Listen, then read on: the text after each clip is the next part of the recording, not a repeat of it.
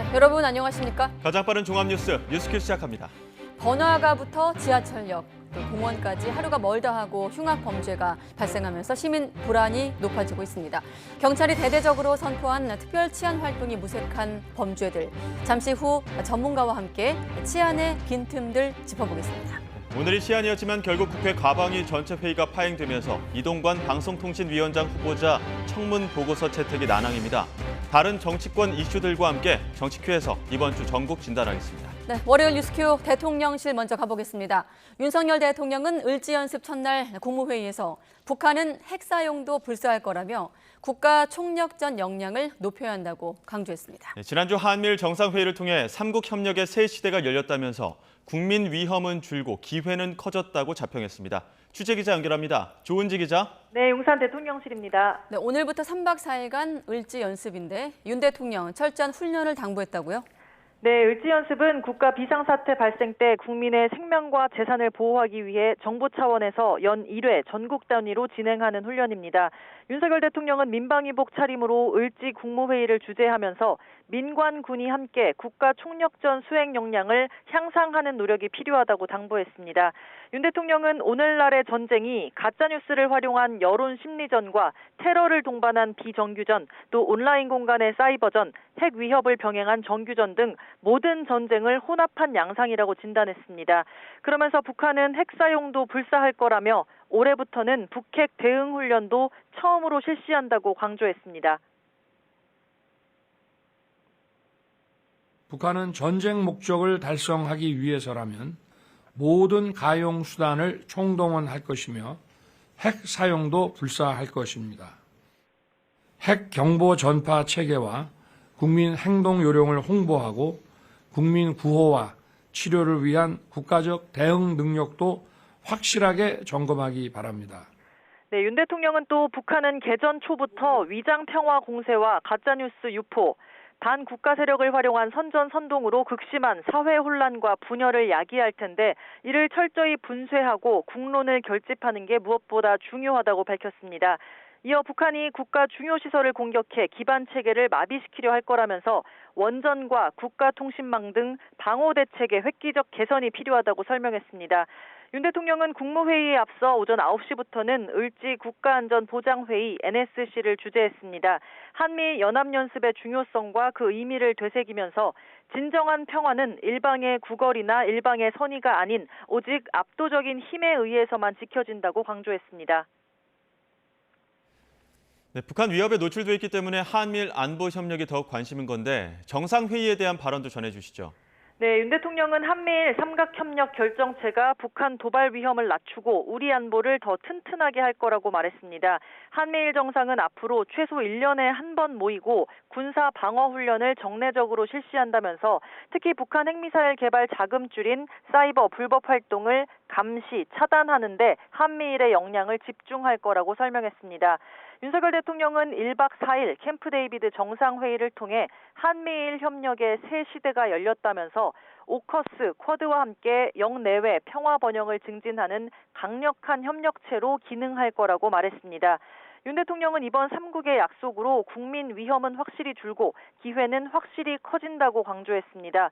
공급망 정보와 회복력이 획기적으로 향상돼 요소수 사태 등에 대한 신속한 공조가 가능하고 반도체와 전기차, 배터리 생산에 필수인 핵심 광물과 소재 등에 대한 기업의 불확실성이 크게 준다고 설명했습니다.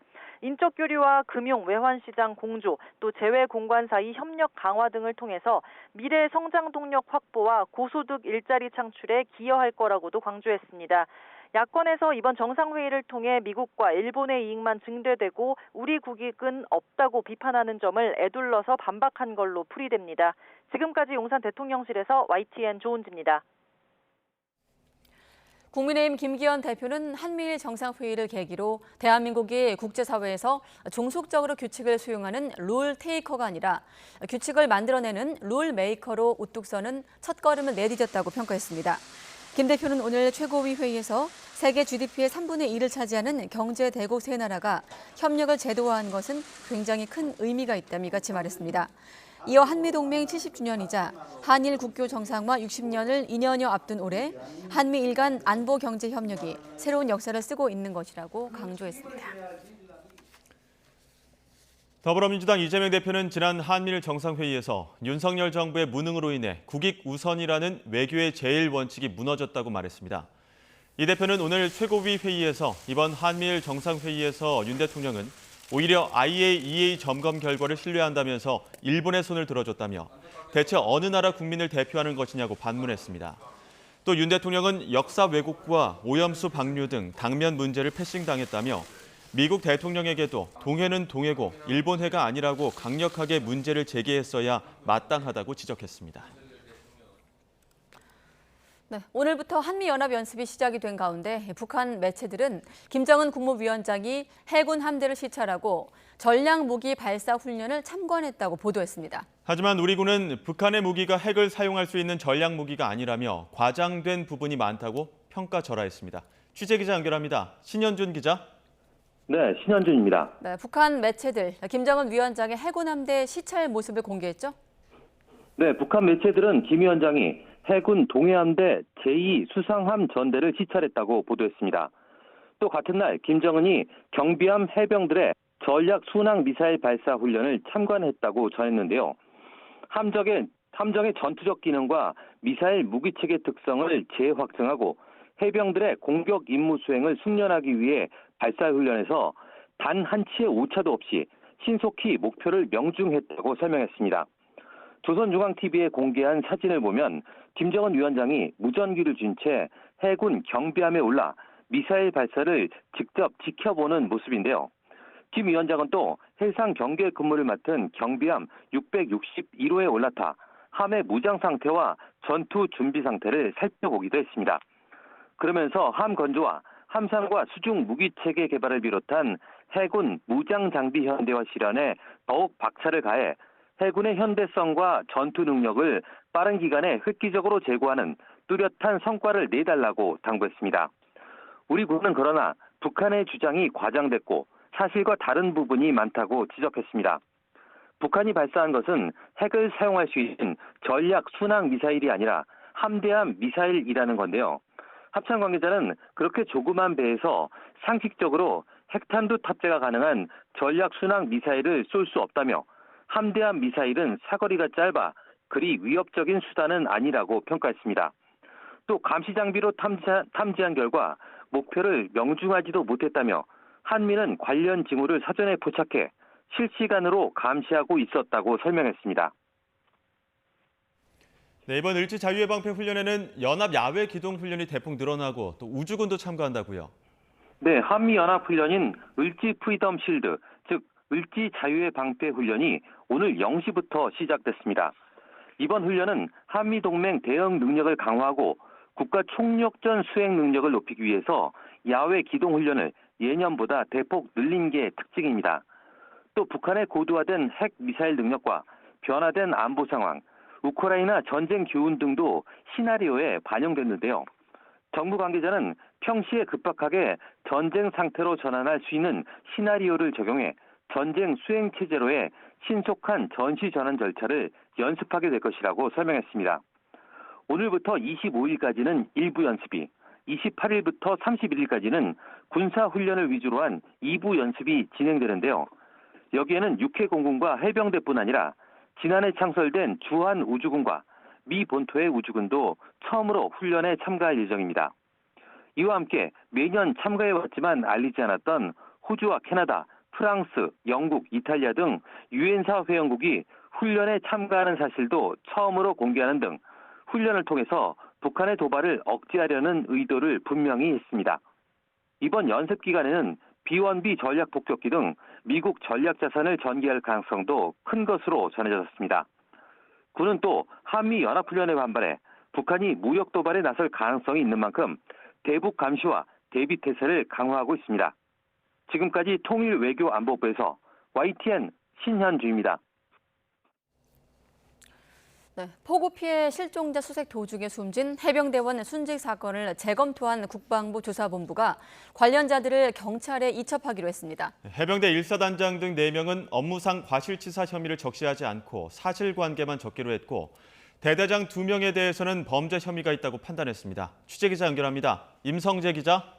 네, 국방부입니다. 네, 1사단장 과실치사 빼고 이첩하기로. 그러면 기존의 1사단장을 포함해서 8명한테 혐의가 있다고 판단했던 해병대 수사단의 조사 결과와는 차이가 있는 거 아닌가요?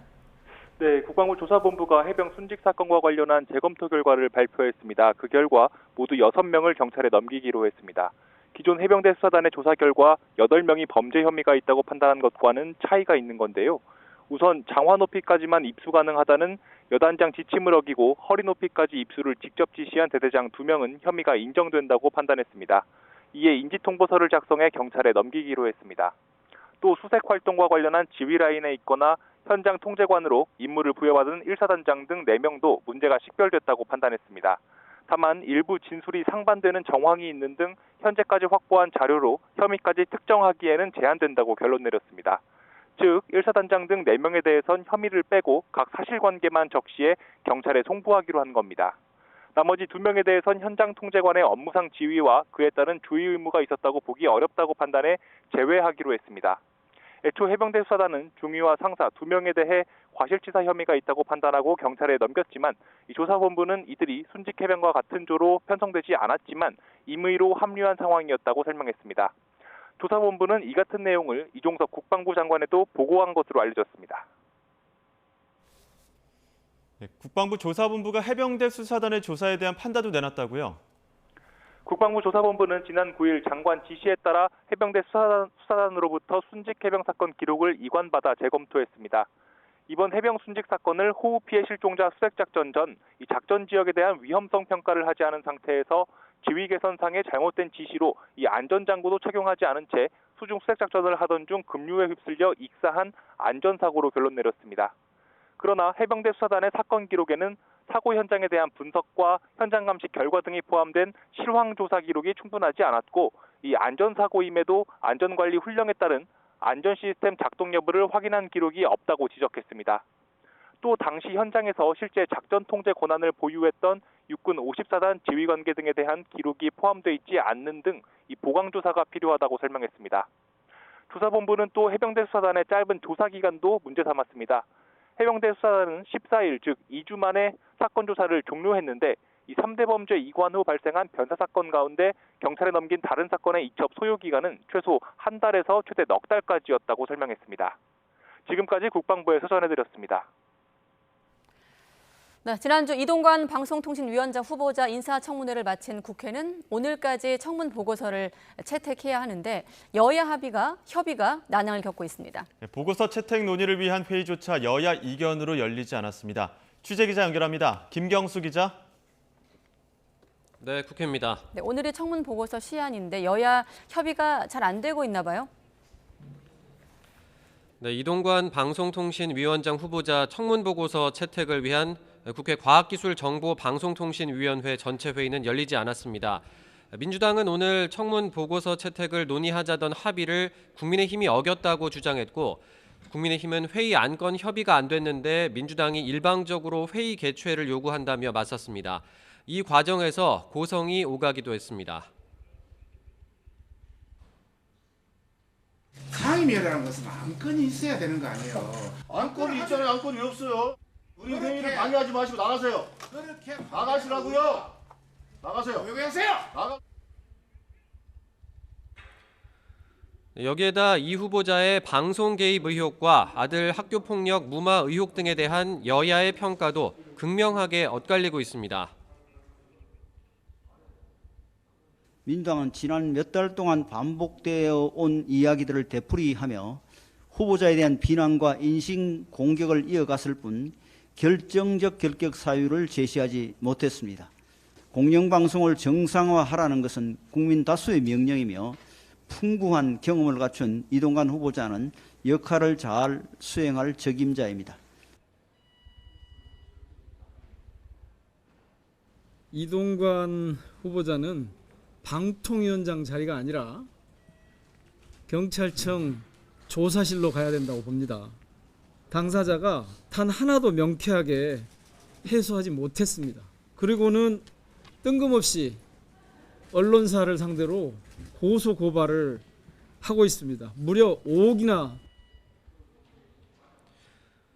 결국 오늘 청문 보고서 채택은 불발될 가능성이 큰데 대통령실은 윤석열 대통령이 지체 않고 보고서 재송부를 국회에 요청할 거라고 밝혔습니다.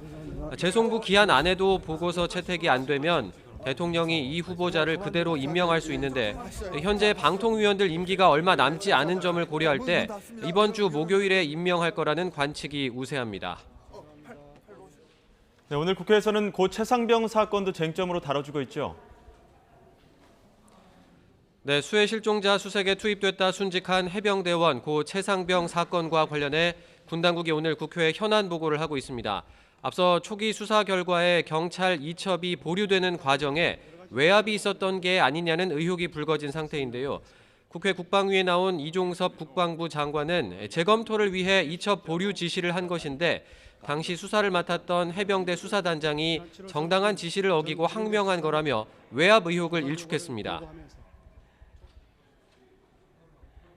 장관으로서 분명히 말씀드릴 수 있는 것은 장관을 포함하여 그 누구도 특정인을 제외하라거나 특정인들만 포함하라고 지시한 사실이 없으며 네, 오전에 열린 법사위에서도 정부 여당은 외압은 없었다고 선을 그었지만 야당은 지휘 책임자인 사단장을 보호하기 위해 대통령실 등 윗선이 개입한 거 아니냐는 의혹 제기를 이어갔습니다. 장관님, 단도직입적으로 해병대 수사단의 수사 결과에 대해서 구체적인 축소, 은폐, 왜곡 지시 있었습니까?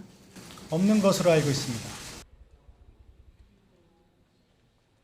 이게 1사단장을 보호하기 위해서 지금 보니까 대통령실, 장관 등이 직접 개입한 사건 아니냐라고 의심을 할 수밖에 없는 정황들이 많은데요. 민주당은 최상병 순직 사건의 진실과 외압 의혹을 밝히겠다며 특검 도입까지 거론하고 있지만 국민의힘은 근거 없는 정치 공세라며 맞서고 있어서 당분간 여야 공방이 불가피해 보입니다. 지금까지 국회에서 전해드렸습니다. 방송통신위원회가 MBC 대주주인 방송문화진흥회 권태선 이사장을 해임했습니다. 방통위는 김효재 위원장 직무대행 주재로 비공개 회의를 열어 권 이사장 해임안을 의결했습니다. 김현 상임위원은 회의에 불참한 가운데 기자회견을 열고 권 이사장의 해임은 법과 원칙, 절차를 무시한 것이며 방통위가 최근 4명의 공영방송 이사를 해임한 것은 폭거라고 주장했습니다. 방송통신위원회의 해임안 의결과 관련해 권태선 방송문화진흥회 이사장은 마카파식 정권의 칼춤은 막아낼 도리가 없었다고 말했습니다. 권태선 이사장은 입장문에서 방송의 자유와 MBC의 독립성을 끝내 지켜내지 못하고 중도에 물러서게 돼 죄송하다며 이같이 말했습니다.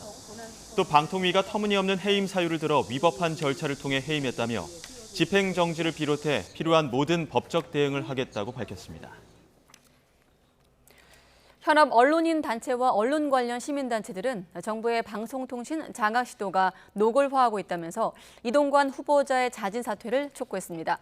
전국 언론노조와 한국기자협회, 언론개혁시민연대 등은 오늘 정부 과천청사 앞에서 기자회견을 열어 방통위가 헌법을 무시한 채 언론 통제와 방송 장악을 시도하고 있다고 비판했습니다. 이들은 방통위가 합의제 의결기관의 위상을 상실하고 방송 장악기구로 전락했다면서 방통위를 해체하고 이 후보자는 사퇴해야 한다고 촉구했습니다. 특히 이동관 방통위원장 후보자는 언론에 대한 징벌적 손해배상 청구를 강화하겠다고 공언하는 등 정부 비판 언론에 재갈을 물리고 있다고 지적하기도 했습니다. 김명수 대법원장의 임기가 다음 달 24일 마무리되는 가운데 윤석열 대통령은 이르면 내일 차기 후보자를 지명할 예정입니다. 여권 핵심 관계자는 YTN에 임기 만료일과 국회 인사청문회 기간을 고려하면 화요일이나 수요일쯤 지명해야 한다고 말했습니다. 차기 대법원장 후보자로는 보수 성향 법관으로 분류되는 이균용 서울고등법원 부장판사와 조희대 전 대법관, 이종석 헌법재판소 재판관 등 3명으로 압축된 것으로 전해졌습니다. 대장동 비리 일환인 50억 클럽 의혹을 수사하는 검찰이 박영수 전 특별검사를 구속 상태로 재판에 넘겼습니다. 박 전 특검은 지난 2014년 우리은행 이사회 의장으로 있으면서 대장동 일당 청탁을 들어주는 대가로 거액의 금품과 부동산을 약속받고 현금 8억 원을 수수한 혐의를 받습니다. 또 국정농단 사건 특별검사였던 2019년부터 재작년 사이 화천대유에서 일하던 딸과 공모해 화천대유로부터 단기 대여금 명목으로 11억 원을 받아 챙긴 혐의도 있습니다. 검찰은 아울러 박 전 특검과 공모해 대장동 일당에게 금품을 약속받은 혐의 등으로 박 전 특검의 최측근인 양재식 변호사를 불구속 상태로 함께 재판에 넘겼습니다. 성범죄자에 대한 취업 제한 제도의 실효성을 높이기 위한 청소년 성보호법 개정안이 국무회의에서 심의 의결됐습니다. 개정안에 따르면 성범죄자가 아동 청소년 기관을 운영하면서 정부의 기관 폐쇄 요구를 거부할 경우 1,000만 원 이하의 과태료를 부과할 수 있게 됩니다. 또 성범죄 경력 확인 자료를 제출하지 않는 아동 청소년 관련 기관에 300만 원 이하의 과태료를 부과하고 외국 교육기관 등을 취업 제한 대상으로 지정하는 내용이 포함됩니다. 입시 비리 혐의 항소심 재판에 출석을 한 조국 전 법무부 장관이 딸 조민 씨 기소에 대한 취재진 질문에 답을 피했습니다. 서울고등법원은 오늘 조 전 장관의 업무방해 혐의 등의 항소심 재판 두 번째 공판 기일을 열었습니다. 법원 출석길에 조 전 장관은 조민 씨의 입시 비리 혐의 기소와 아들 조원 씨의 기소 가능성 등에 대한 질문에 아무 대답 없이 법정으로 향했습니다. 또 과거 청와대 민정수석 재직 당시 특별감찰반의 감찰무마 의혹을 폭로한 김태우 전 서울 강서구청장이 특별 사면된 데 대해서도 입장을 밝히지 않았습니다.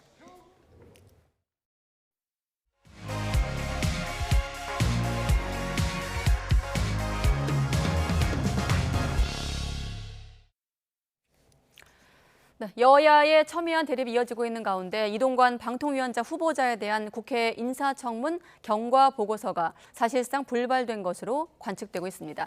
내년 총선 앞두고 위기론이 불거지고 있는 각 정당의 소식을 포함해 정치권 주요 이슈, 오늘은 김행 전 청와대 대변인, 또 박수현 전 청와대 국민소통수석 두 분과 함께하겠습니다.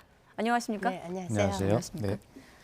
이미 금요일에 청문회 분위기를 봐서 오늘 아마 불발될 거란 전망이 많은데 먼저 한번 여쭤보겠습니다.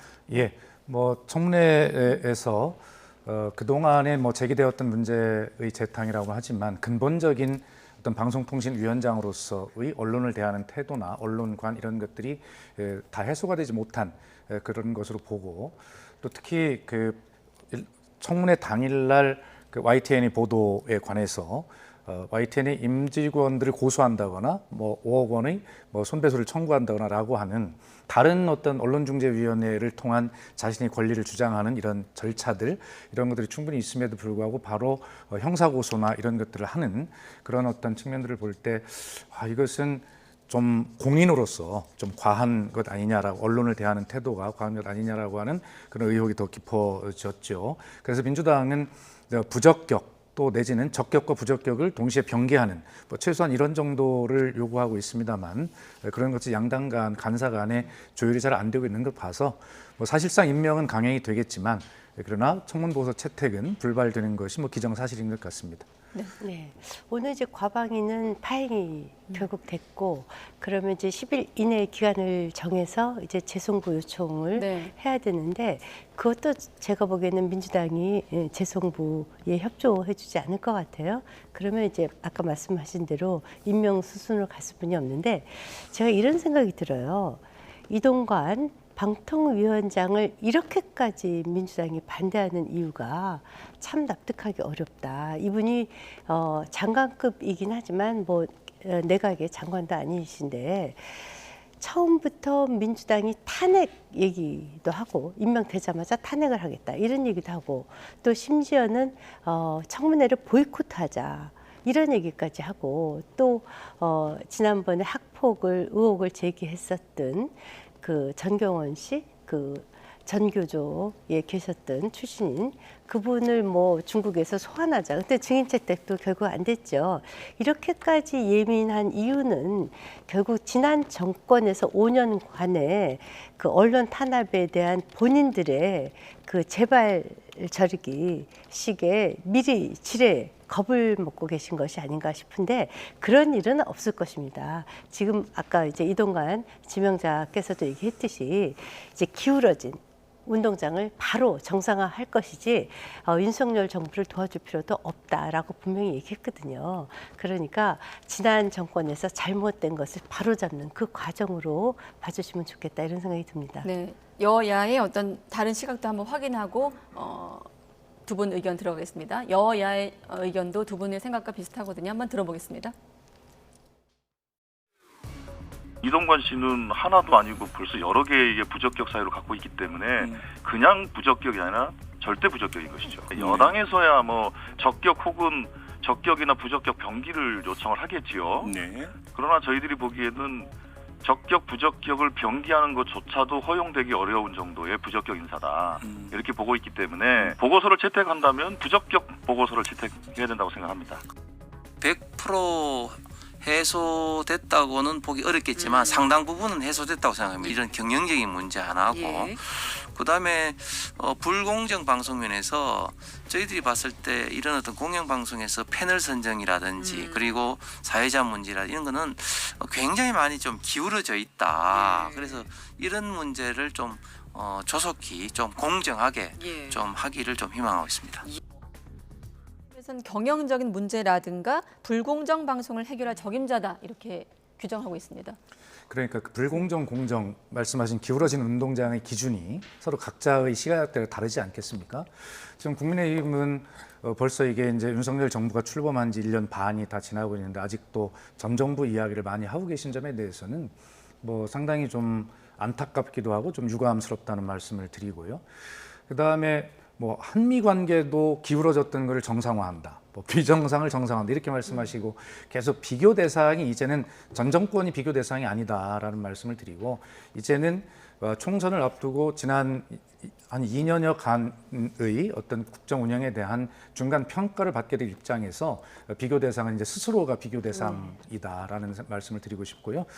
예, 뭐 전 정부 문재인 정부에 제가 청와대 대변인과 홍보 수석을 했습니다만 글쎄 저는 그 홍보 수석을 할 때 국민소통 수석이었습니다만 그 방송통신위원장과 단 한 차례도 전화를 한 적이 없습니다.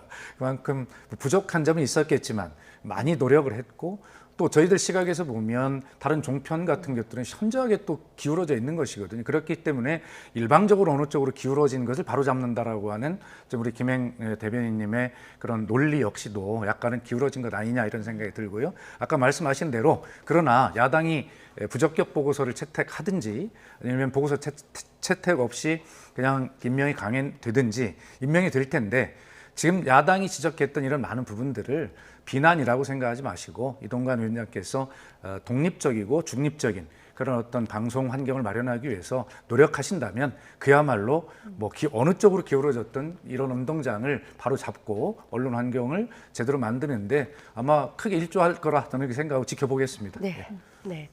지난 정권을 비교하려고 하는 것이 아니라요. 지난 정권에서 이제 아까 조금 전에도 시위 장면이 나왔었는데 그분들이 다 언론 노조에 속해 계신 분들이 지금 이동관 지명자를 반대하고 있는데 지금 문제는 공영방송이 노영방송이라고 들을 만큼 언론 노조의 체제 아래에서 지난 5년 동안 일사불란하게 움직였고 그 과정에서 KBS, MBC의 사장이 갑자기 쫓겨나고 상당한 해직 또는 지금까지도 법원에서 투쟁을 하는 그 소위 말하는 적폐청산이라는 이름으로 회사 밖에까지 쫓겨나 있는 사람이 있습니다. 불과 얼마 전에 K방송국에서는 지금 공정 보도를 하자고 했던 것만으로 또 해고가 됐습니다. 불과 한 열흘 정도 된 것 같아요. 이런 그 정말 상상할 수 없는 이 환경을 바로잡지 않으면 안 된다 이 말씀을 드리고요. 그것보다도 저는 이런 말씀을 드리고 싶어요. 저희가 이제 4공영방송 체제 있지 않습니까? KBS 1, 2, MBC, 연합뉴스TV, 또 YTN. 그리고 이제 민방은 하나뿐이 없어요. SBS. 그리고 이제 종편들이 있죠. 국영방송이 4개나 있고 민영방송이 하나뿐이 없는 굉장히 비정상적인 구조이거든요. 그런데 사실은 선진국 대부분이 1공영 다민영 체제를 운영을 하죠. 이렇게 많은 공영방송이 있는 것에 대해서 이 방송사가 매번 정권이 바뀔 때마다 너무 외압에 시달리기 쉽다는 거예요. 그래서 방송사가 스스로 경쟁력을 가질 수 있는 구조를 만들어주는 것이 너무 중요하다. 그래서 진짜 제대로 된 공영방송이 무엇인가에 대한 그런 것에 대해서 이동관 지명자가 상당한 고심을 했고 또 윤석열 정부가 고심을 했고 더더군다나 지금 이제 전 세계의 넷플릭스라든가 OTT 환경하고 싸워야 되지 않습니까? 그런 마련에서 이제 민영 방송의 각종 규제들을 어떻게 철폐하고 세계 방송 시장에서 경쟁에서 살아남을 수 있게 하는가. 이래서 방송사 전체를 산업 구조에서 경쟁력 있는 구조로 가져가는 거 이것이 저는 더 중요하다고 생각을 해요. 예, 그렇게 네. 잘 하시길 바라고요. 네. 다만 뭐 이동관 위원장의 임명 여부와 관계없이 윤석열 정부에 들어와서 언론을 대하는 태도 등 종합평가를 보면 전 세계 언론 지수가 언론의 자유 지수가 상당히 떨어져 있다는 걸 잘 아실 겁니다. 이런 부분들에서 윤석열 정부가 전 정부의 기울어진 운동장을 바로잡는 공정한 방송 환경을 마련하겠다고 약속을 하지만 이미 그것에 대한 신뢰를 받지 못하고 있는 것도 사실입니다. 정권 초기에 미국 정상회담에서 나왔던 그 유명한 날리면의 이라고 하는 뭐 그런 어떤 것들 둘러싼 MBC 기자에 대한 제재라든가 이런 것들이 자의적으로 이루어지고 정권의 입맛에 맞는 해석 거기에 맞지 않으면 가짜뉴스 취급하는 이러한 어떤 지금 현재까지 언론 환경까지도 이동관 방통위원장이 되시면 바로 잡아서 그야말로 언론을 위한 지금 김행 대변인께서 말씀하신 언론을 뭐 산업적 경쟁적 구조에서 바로 잡든 뭐 이런 부분들이 제대로 잘 지켜져서 언론 발전에 기여하기를 바라고 야당은 어차피 임명될 거니까 좀 지켜보겠다는 말씀을 드립니다. 그 날리면 바이든 얘기는요. 지금 대통령실은 그 바이든이라는 얘기를 안 했다는 거 아니에요. 안 했다고 그러는데 자꾸 날리면이라고 주장하는 거 아닙니까? 제가 이제 그 홍보수석을 하셨죠. 국민소통수석. 잘 아시다시피 대통령실에 출입하는 기자는요.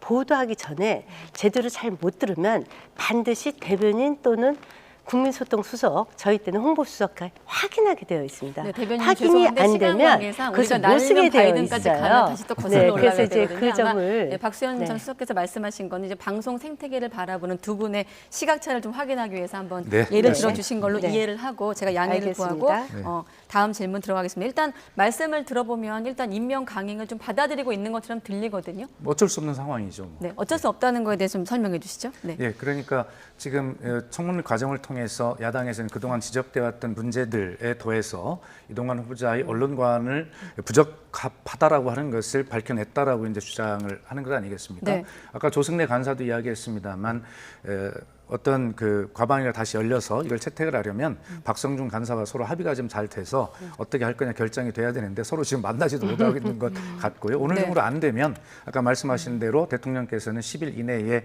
재송부 요청을 하실 수 있고 뭐 그 10일까지도 안 가고 바로 뭐 기간을 정해서 재송부하고 안 되면 보고서 채택 없는 16번째의 어떤 임명 강행이 되지 않겠나 이렇게 보고 있습니다. 네, 민주당 같은 경우는 거대한 늪이 될 수도 있다 이렇게 표현을 했던데 그러니까 어떤 아까 짧게 의미일까요? 설명드리면 윤석열 대통령께서 지금 하실 국정 과제가 굉장히 많으신데 이동관 방통위원장이 예를 들어서 기울어진 운동장을 바로 잡겠다면서 자꾸 어떤 언론 장악을 하려고 한다는 그런 어떤 야당의 시각에 그렇게 비치게 되면 자꾸 충돌이 일어날 수밖에 없고 여야 협치가 경색돼 가고 그렇게 되면 대통령의 국정 운영에 굉장히 큰 영향을 미치게 되죠. 그래서 결과적으로는 총선을 앞두고 대통령의 국정 운영이 굉장히 어렵게 될 것이다라고 하는 점을 지적한 것이라고 생각을 합니다.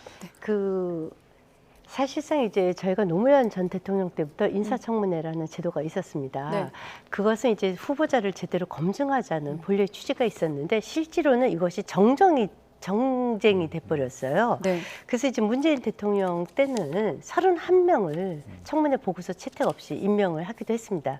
지금 윤석열 정부도 16번째인데요.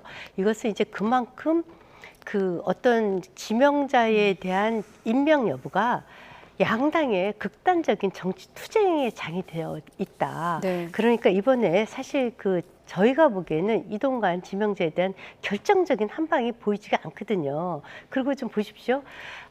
늪이 된다 이런 말씀을 하셨는데요. 최근에까지도 국민의힘에서는 적어도 여야 패널이라도 숫자라도 기계적으로라도 맞춰달라 이렇게 얘기했습니다. 그런데 윤석열 대통령이 미국 방문하실 때 여당 후보와 소위 보수 후보와 진보 패널이 1대 16으로 기울어져 있었어요. 그 최근에까지도 한 달 전쯤 기억하는데 18대 1로 기울어져서 민주당 쪽, 진보 쪽을 옹호하는 패널들이 더 많이 나오거든요. 이렇게 기계적 균형조차도 맞추지 못하는 이 방송 환경은 누가 봐도 기울어진 운동장이거든요. 그래서 이동관 지명자도 절대로 윤석열 정부 도와달라는 얘기 안 하겠다. 균형이라도 맞춰달라 이렇게 얘기하지 않습니까? 프랑스의 공영방송은요. 집권 여당과 대통령을 옹호하는 패널의 절반 이하로 야당 패널이 나오는 경우에는 매일매일 그 패널을 리포트하게 되어 있는데요. 그 방송사가 제재를 받게 되어 있습니다. 그런데 우리나라는 야당을 옹호하는 패널이 16배에서 18배가 더 나오는 완전히 기형적 구조예요. 이것을 방송사에서 자생적으로 스스로가 자정 노력을 했어도 이렇게까지 방송 환경이 기울어졌다. 이 얘기는 받지 않았을 것으로 좀 봅니다. 글쎄요, 우리 김행 대변인께서 16배, 18배를 어떤 근거를 가지고 말씀하시는지 이미 발표를 모르겠는데, 했죠. 구체적으로 수사들을 갖고. 예를 들어서 지금 우리나라 대표적인 보수 종편 패널 같은 거 보면은 거꾸로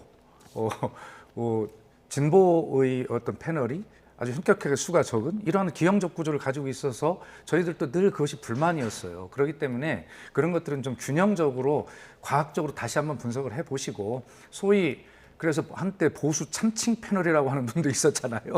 근데 그것은 어차피 민주당 인사는 아니지만 그분들이 보수 패널로 나와서 보수 안에서 어떤 시각을 가지고 있는지 그것도 진보 패널이라고 분석하시면 좀 곤란할 것 같아요. 네. 그분들까지도 다 보수 패널로 알겠습니다. 저희가 네. 카운트했습니다. 네. 네. 뭐 확실한 건 네. 오늘 두 분의 패널은 저희가 균형감을 굉장히 잘 갖춰서 네. 섭외한 것 같습니다. 자, 각 당 상황으로 넘어갈 텐데 일단 민주당 얘기부터 해보겠습니다. 자, 이재명 대표에 대한 구속영장 청구 시점이 이제 9월 초가 유력한 것으로 관측이 되면서 오늘 나온 얘기로는 민주당에서 임시국회 때 8월 임시국회 때 비회기 기간을 두자 이렇게 말했더니 이제 국민의힘 측에선 후한무치다 이렇게 반발하고 있는데 어떤 겁니까? 글쎄요, 비회기 기간? 그것 네. 며칠의 차이를 가지고 후한무치까지 소리를 들어야 되는지 모르겠습니다만 네. 그래도 제1야당 대표가 교섭단체 대표연설에서 국민께 약속을 했고 그다음에 네 번째 검찰에 출두하면서도 나를 위한 방탄국회 없을 것이다. 그리고 불체포특권 내려놓겠다 두 번이나 약속을 했기 때문에 적어도 제1야당 대표가 검찰이 어떤 사정이 있는지 모르겠지만 9월 1일부터 정기국회 들어가면 이 회기 쪼개기가 안 되니 그리고 나서 또 방탄국회 한다고 또 막 이렇게 그런 소리 듣게 하지 말고 기왕이면 준비가 됐으면 8월 말쯤에 나를 불러달라라고 하는 정중한 요청 아니겠습니까? 그런데 그것에 무슨 꼼수가 있는 것처럼 제1야당 대표의 그런 가슴 아프지만 또 정중한 그런 제안에 대해서 여러 가지 어떤 꼼수의 해석을 하면서 그렇게 하는 것은 좀 도리가 아닌 것 같다는 생각을 하고요. 그러나 현실적으로 검찰이 지금 어떤 백현동의 쌍방울 대북 송금 문제까지 합병을 해서 병합을 해서 영장 청구를 하려면 현실적으로 8월 중에는 어려울 것으로 이제 보이지 않습니까? 이화영 전 부지사의 재판도 내일 좀 어려워질 것으로 이제 보이는 와중에 네. 자 그렇다면 이제 9월 중에 쪼개할 수 없는 회기 중에 이제 국회에서 이 가결 부결 여부를 투표를 할 수밖에 없는 상황이 오는데 이제 거기에서 민주당이 어떤 선택을 할 것이냐, 과연 이재명 대표의 약속이 지켜질 것이냐라는 것에 대해서 국민은 지켜보고 계실 것이고 민주당은 그에 대한 합리적인 판단을 하면 될 것이다 이렇게 보고 있습니다. 그래서 그걸 야당에선 권성동 모델 이렇게 말하기도 하더라고요. 그렇죠. 아니 그러니까 이제 이런 거죠. 사실상 이게 꼼수인 게요. 지난 3월에 그 체포영장이 발부됐을 때는 오히려 3.1조 국경일까지도 국회를 열어야 된다. 그래서 정말 휴일 없는 국경일까지 국회를 열어서 방탄을 했습니다. 근데 이제는 거꾸로 국회 열지 않을 때 체포영장을 청구하라는 거 아닙니까? 그런데 그럴 거 없이 영장이 청구가 되면 지금 물리적으로 8월 달에 불가능한 건 아시죠? 그런데 그것을 불가능한데 청구해라. 이거 어떻게 이런 얘기를 합니까? 아니 제가 참 놀라운 게요. 이재명 대표께서는 정확하게 신분이 범죄 피의자 신분이십니다. 그렇죠? 범죄 피의자가 나한테 영장 청구를 내 스케줄에 맞춰서 해라. 이게 말이 안 되는 거죠. 8월 달에 불가능한 걸 민주당에서 아세요. 그러면 회기 중에 9월 달에 청구가 되더라도 표결 전에 본인이 영장실질심사 받으러 가시면 돼요. 그런데 모터로 그게 권성동 모델 아닙니까? 그래서 다 포기하고 영장실질심사 받으러 가셔서 권성동 의원 같은 경우에는 결국 무죄 판결 났거든요. 그렇게 무죄에 자신이 있으시면 영장실질심사 받으시면 그건 법원에서 하는 거니까 그럼 영장 기각하겠죠. 그런데 이것을 왜 갑자기 회기 중에 해라. 이러니까 꼼수 얘기가 나오는 거예요. 그리고 또 지난번에 검찰 출두하실 때도 아니 개딸들한테 다 잡혀 찍어서 맨날 몇 월 며칠 날 몇 시에 다 모여라. 그때 한 100여 명 모였다는 거 아닙니까? 200명이요. 아니요. 정확하게 제가 기자들한테 물어보니까요. 그냥 200명이라고 했지만 실제로는 이쪽 보수 쪽 사람들도 있고 기자들도 해서 한 100여 명 된다고 하더라고요. 100여 명이든 200여 명이든 참 초라하게 그지없었어요. 이거 무슨 대권 후보가 아니 구의원 출마하시는 분도 아니고 도대체 왜 이렇게 초라한 너무 심한 행색을 말씀이시고요. 그만하시죠. 네. 그만하시고 어쨌든 다시 한번 말씀드리지만 아마 국민의힘도 잘 지켜봐 주시기 바랍니다. 그래서 만약 저희가 국민 눈높이에 맞지 않고 약속을 지키지 않는 모습을 보면 그때 비판해 주시고 지금 가정을 전제로 이럴 것이다라고 어떤 그렇게 자꾸 제1야당의 대표에 대해서 너무 심하게 가정적으로 공격하시는 것은 집권당답지 못하다 하는 말씀을 좀 드리고요. 좀 지켜봐 주십시오. 네. 예. 제가 참고로 이해를 돕기 위해 그 8월 임시국회 종료 다음 날이 이제 9월 1일에 곧장 정기국회가 열리기 때문에 이제 비회기 기간을 달라고 하는 거고 그렇게 이제 회기를 끝내려면 회기 변경안을 본회의에 처리해야 되기 때문에 여야 합의가 필요한 대목이라 여야가 주고받는 대목이 있었고 자. 검찰의 구속영장이 청구된다면 아무래도 민주당 소속 의원들의 표결이 중요할 텐데 그렇다 보니 벌써부터 여러 갈래의 목소리가 나오고 있습니다. 민주당 내부 목소리 잠깐 들어보겠습니다. 정기회 중에 구속영장을 청구하려고 그러는가 이런 생각이 드시죠? 그리고 그러면 별 수 없이 표결을 해야 될 것 같고 가결하자는 사람들 생길 것도 같고 걱정이 좀 되시죠? 아주 간단하게 물리치는 방법이 있더라고요. 저는 우리 민주당에서 의원들께 그렇게 말씀을 드리려고 합니다. 투표를 거부하면 됩니다. 그 말을 번복하자는 말인가를 오히려 좀 확인해보고 싶네요. 한번 내뱉은 말에 대해서는 뭐 당연히 약속을 지키는 게 정치 아닌가 생각이 들기 때문에 그래서 그 현재 이제 김은겸 혁신 위에서 내놓은 안들에 대해서 오히려 더 강하게 추진해야 된다라고 말씀하시는 의원님들도 많기 때문에 번복하려는 의도는 아닐 것 같은데 어떤 생각에서 그런 결론을 어제 내신 건지가 궁금해서. 아직 영장도 청구 안 됐고 체포 동의안도 오지 않았는데 개파 갈등이 좀 언론에서 좀 주목이 되고 있는 상황인데 플랜 B는 실체가 있는 겁니까? 잘 모르겠던데. 실체가 있다고 보질 않습니다. 언론은 늘 뭐 이렇게 기사거리가 될 만한 것들을 자꾸 보도를 해야 이제 기사가 되니까 관심을 가지시는데 아까 말씀드렸듯이 민주당이 지금 국민께 윤석열 정부가 여러 가지 비판을 받고 있는데도 그 대안 세력으로 국민께 어떤 주목을 받지 못하고 있는 것은 민주당 내부의 문제 아니겠습니까? 그런 부분들이 무엇 때문에 국민께 그렇게 혼이 나고 있는지라고 하는 것에 대해서 잘 알고 있기 때문에요. 지금 어떤 소위 이재명 대표의 사법 리스크를 둘러싼 내부의 어떤 갈등이나 이런 것들에 대해서 어떻게 하면 되는지를 민주당 당원들과 구성원 또 국회의원들이 집단 지성이 충분하게 잘 생각할 거라고 저는 그렇게 믿습니다. 예. 그 집단 지성이 잘 되면 정말 좋겠는데요. 3월 달에는 오히려 국회를 열어야 된다 해서 방탄하고 이제는 또 열지 말자라고 하고 심지어는 민영대 의원이 꼼수 탈당했다가 다시 복당하신 분인데 저분은 또 아예 169석을 갖고 있으니까 투표하지 말자, 부결하자. 그래서 그냥 거부하자. 왜 그러냐.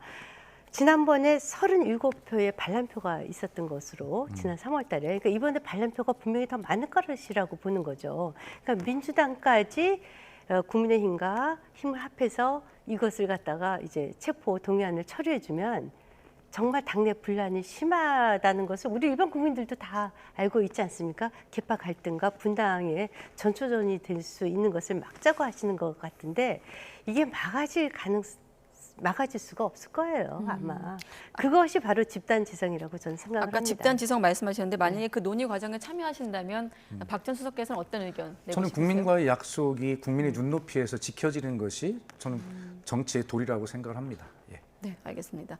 자, 국민의힘은 또 총선을 8개월이 앞두고 수도권 위기론으로 어수선해 보이는데 일단 윤상현 의원 등이 이제 위기론을 언급을 했고 이건 실체가 있는 겁니까? 수도권 위기론? 글쎄, 내년 선거가 이제 4월이지 않습니까? 네. 그러면 아직도 멀었어요. 사실은 총선. 그동안 아마 수백 번 뭐 엎치락뒤치락 할 겁니다. 그래서 이건 좀 이르고요. 그리고 오만하는 정당은 반드시 총선에 집니다. 그래서 마지막까지 아마 민주당도 긴장할 거예요. 국민의힘도 긴장하고 총선을 치러야 될 것으로 봅니다. 굉장하다는 건 어떤 의미인가요? 네? 굉장하다는 아니, 건 긴장해야 긴장이 된다. 긴장하지 긴장해야 않고 된다. 오만하는 정당은 반드시 선거에 지게 되어 있습니다. 지난 20대 때 네. 그때 이제 국민의당이 안철수당으로 쪼개지면서 그 새롭게 나오면서 저희도 180석 보는 줄 알고 오만했거든요. 그런데 저희가 아주 총선에 대패했었죠. 그래서 어느 정당도 지금 총선을 앞두고 오만할 수 있는 정당이 없습니다. 그리고 이제 기본적으로 수도권 싸움이기 때문에 민주당도 우리 당도 아마 내년 총선 때까지 상당한 긴장감을 갖고 가야 될 것입니다. 네.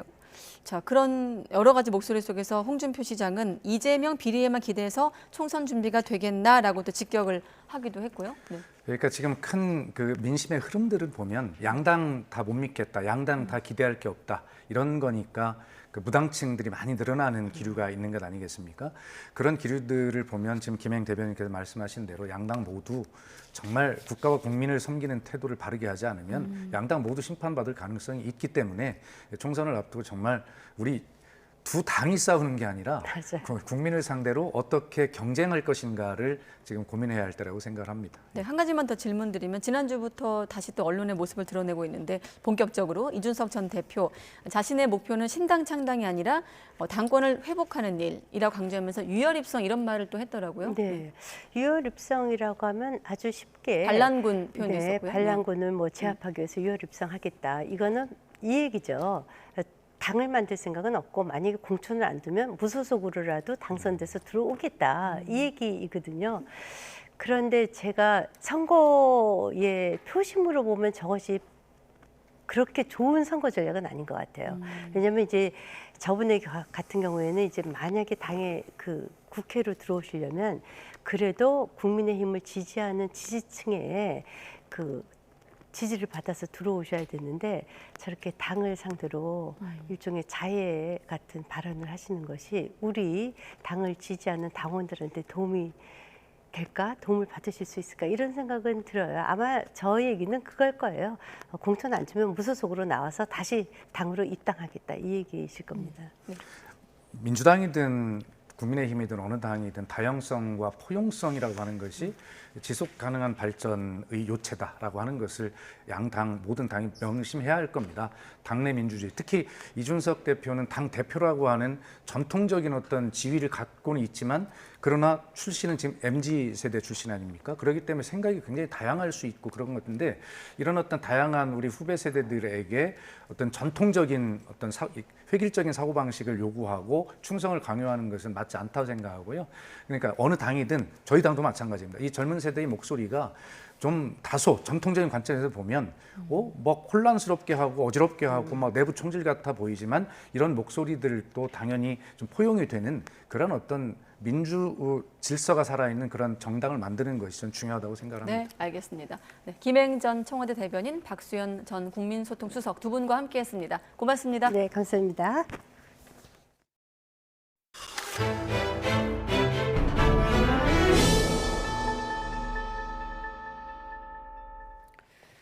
네, 기시다 후미오 일본 총리가 어제 후쿠시마 오염수 해양방류 시설을 직접 시찰한 데 이어서 오늘은 어업 단체장들과 만났습니다.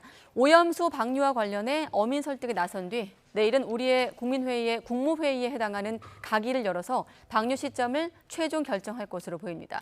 일본 현지 연결하겠습니다. 김세호 특파원. 네, 도쿄입니다. 네, 일본의 어민단체들 여전히 오염수 방류에 대한 반대 입장을 굽히지 않고 있는 것으로 알고 있는데, 자, 기시다 총리, 어민단체장들과 처음으로 만난 거죠? 네, 기시다 총리는 오후 4시쯤 관저에서 전국어업협동조합연합회의 사카모토 마사노부 회장을 비롯한 어민단체 관계자들과 만났습니다. 기시다 총리는 이번 오염수 방류와 관련해 정부가 책임감을 갖고 안전성을 확보하고 소문 피해에 대한 지원 등에 만전을 기하겠다고 약속했습니다. 그러면서 원전 폐로와 후쿠시마 부흥을 위해서는 오염수 방류가 불가피한 만큼 정부의 정책을 이해해달라고 말했습니다. 이에 대해 전국어업협동조합연합회 사카모토 마사노부 회장은 IAEA 보고서 등으로 오염수에 대한 안전성에 대한 이해는 깊어졌다면서도 과학적 안전과 사회적 안심은 다르다며 과학적으로 안전하다고 해서 소문 피해가 없어지지는 않는다고 지적했습니다. 이어 정부 차원의 지원과 대책을 확실히 해줄 것을 요구했는데요. 전국어업협동조합연합회 측은 앞서 2시쯤에는 니시무라 야스토시 경제산업상과도 따로 만났습니다. 사카모토 회장은 이 자리에서도 오염수 해양 방류를 반대하는 기존 입장은 그대로라고 강조하면서 기시다 총리에게 했던 발언과 마찬가지로 IAEA의 최종 보고서를 바탕으로 한 오염수 방류와 관련한 과학적 안전성에 대해서는 충분히 이해한다고 밝혔습니다. 관련 발언 내용 직접 들어보겠습니다. IAEA の包括報告書、これらによって、ALPS 処理水の安全性というものについては、私どもも理解を深めてきた、そういうところであります。 다만 수십 년에 걸친 방류로 인한 소문 피해에 대해서는 우려의 뜻을 나타내는데요. 자신들의 유일한 바람은 어업 생계를 변함없이 이어가는 것이라고 강조했습니다. 네, 그리고 일본의 가그이가 내일 열릴 예정인데 구체적인 방류 시점이 결정될 거란 전망이 나오고 있습니다. 네, 그렇습니다. 기시다 총리는 오염수 방류는 후쿠시마 부흥을 위해 더 이상 미룰 수 없는 과제라는 점을 여러 차례 밝혀왔습니다. 어제 후쿠시마 원전을 방문한 것은 오염수 방류가 임박한 시점에서 사실상 최종 점검 차원이라고 볼 수 있는데요. 오늘 어민단체장과의 막판 입장 조율을 거친 뒤 내일 가기를 통해 최종 방류 시점을 결정할 것이라는 관측에 무게가 실립니다. 기시다 총리는 구체적인 방류 시기에 대해서는 아직 말을 아끼고 있습니다. 8월 말이나 9월 초순이 될 거라는 전망이 나왔지만 9월부터는 저인망업이 시작되는 시기이기 때문에 일본 언론들은 결국 8월 말이 될 가능성이 클 것으로 내다보고 있습니다. 지금까지 도쿄에서 전해드렸습니다. 네, 중국과 러시아가 일본 측에 지난달 오염수를 증기로 바꿔 대기에 방출하는 방안을 검토할 것을 요구했다고 교도통신이 복수의 외교소통을 인용해 보도했습니다. 교도통신은 중국과 러시아가 지난달 하순 일본 정부에 보낸 질문지에서 대기 방출이 해양 방류보다 주변국에 미치는 영향이 적다면서 이같이 요청했다고 전했습니다. 중국과 러시아 두 나라는 오염수 해양 방류에 필요한 경비가 대기 방출의 10% 정도인 34억 엔이라는 일본 측의 추산 결과를 인용해 일본의 선택이 경제적 비용을 고려한 것이 분명하다고 주장했습니다. 양국의 요구에 일본 정부 관계자는 수용할 수 없다고 말한 것으로 전해지고 있습니다. 네, 내일부터 중서부 지역에 국지성 호우가 쏟아질 것으로 보입니다. 이번 비는 여름 더위가 물러난다는 처서인 모레까지 이어져 피해가 우려되고 있는 상황입니다. 취재기자 연결해서 자세한 비 또 더위 전망 함께 들어보겠습니다. 김민경 기자. 네, 김민경입니다. 네, 2차 장마로 부를 만큼 비가 계속된다는 겁니까? 네, 그렇습니다. 여름철 무더위를 몰고 온 북태평양 고기압이 물러나는 과정에서 나타나는 현상입니다. 북서쪽에서는 차고 건조한 공기가 내려오면서 그 경계에서 긴 비구름대, 정체전선이 만들어지는 건데요. 이를 2차 장마라고 부릅니다. 비는 내일 새벽에 북서쪽부터 내리기 시작해 점차 서쪽 지역으로 확대되겠는데요. 모레까지 경기 북부에 최고 150mm 이상, 수도권에도 50에서 120mm의 비가 내리겠습니다. 특히 북한에도 200mm 이상의 큰 비가 예상돼 휴전선 인근 하천 주변에서는 범람과 침수 피해에 대한 대비가 필요합니다. 목요일과 금요일에는 서쪽에서 저기압이 접근하며 다시 비가 내릴 걸로 보입니다. 또 다음 주 초반에도 다시 비가 내리는 등 당분간은 맑은 날씨보다 흐리거나 비가 오는 날이 많을 걸로 보입니다. 네, 그럼 비가 내리면서 무더위는 주춤하는 겁니까? 네, 그렇습니다. 그동안 무더위 기세가 무척 심했습니다. 전국 대부분 지역에 폭염특보가 내려진 가운데 오늘 서울 낮 최고 기온은 33.6도, 경기 여주 점동면은 36.4도까지 치솟았는데요. 특히 제주도에는 열대야가 무려 44일이나 기록됐습니다. 하지만 내일부터 금요일까지 2차 장마가 이어지며 무더위 기세가 한풀 꺾이겠습니다. 여름 더위가 물러난다는 절기 처서인 수요일부터는 열대야도 서서히 사라질 걸로 보입니다. 다만 9월 상순까지는 비가 내리지 않을 경우 낮 기온이 30도 안팎까지 오르는 등 늦더위는 계속될 전망입니다. 지금까지 문화생활과학부에서 YTN 김민경입니다. 사교육 업체에서 돈을 받고 문제를 제공한 교사에 대한 자진 신고 결과 297명이 적발됐습니다. 5년 동안 무려 4억 8천만 원을 벌어들인 교사도 있었는데 교육당국과 감사원이 곧 합동감사에 착수합니다. 김연아 기자의 보도입니다. 교원 영리행위 자진신고 결과 교사 297명이 학원에서 돈을 받고 문제를 팔거나 교재를 만들었다고 신고했습니다. 대부분 수도권 고등학교 교사들로 5천만 원 넘게 받은 교사만 45명이나 됩니다. 특히 경기도의 사립고 수학교사는 5년간 4억 8천만 원을 받았고 서울 사립고 화학교사는 3억 8천만 원, 공립고 지리교사도 3억 원 이상을 받았습니다. 하지만 이들을 포함해 188명은 영리행위 겸직 허가도 받지 않았습니다. 유형별로는 수도권 대형 입시학원이나 유명 강사와 계약해 모의고사 문항을 판 경우가 대다수였고 교재 제작과 강의 또는 컨설팅 참여 등이 뒤를 이었습니다. 교육부는 곧 감사원과 함께 신고 내용에 대한 감사에 착수해 올 연말까지 처분을 결정할 거라고 밝혔습니다. 일단 겸직 허가 없이 영리행위를 하면 국가공무원법 위반으로 징계 대상이 됩니다. 겸직 허가를 받았더라도 지나치게 많은 돈을 받았다면 징계는 물론 청탁금지법 위반 대상으로 교원과 업체 모두 고발한다는 방침입니다. 사교육 입시 업체와 연계된 영리 활동이기 때문에 사실상 학생들을 사교육으로 내몰리게 하는 그러한 작용을 하기 때문에 더더욱 엄정하게 조치를 해야 된다고 생각하고 있습니다. 교육부는 자진 신고하지 않은 교원의 영리행위 사실이 적발되면 더욱 엄하게 처벌할 거라고 강조했습니다. 또 하반기에는 교원 영리행위 겸직에 대한 지침도 내놓기로 했습니다. YTN 김현아입니다. 감사원은 새만금 잼버리 파행과 관련된 모든 기관과 쟁점을 살펴볼 거라면서 전라북도를 표적으로 하는 감사는 아니라고 강조했습니다.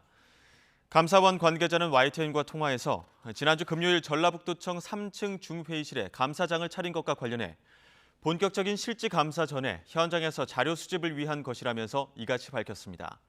그러면서 다른 데는 감사장을 안 차리고 전라북도에 감사장을 차리니까 우리만 희생양 되는 거 아니냐고 생각할 수는 있겠지만 이미 언론 등에 공지한 대로 전라북도만 감사하고 다른 데를 안 하는 일은 절대 없다고 말했습니다.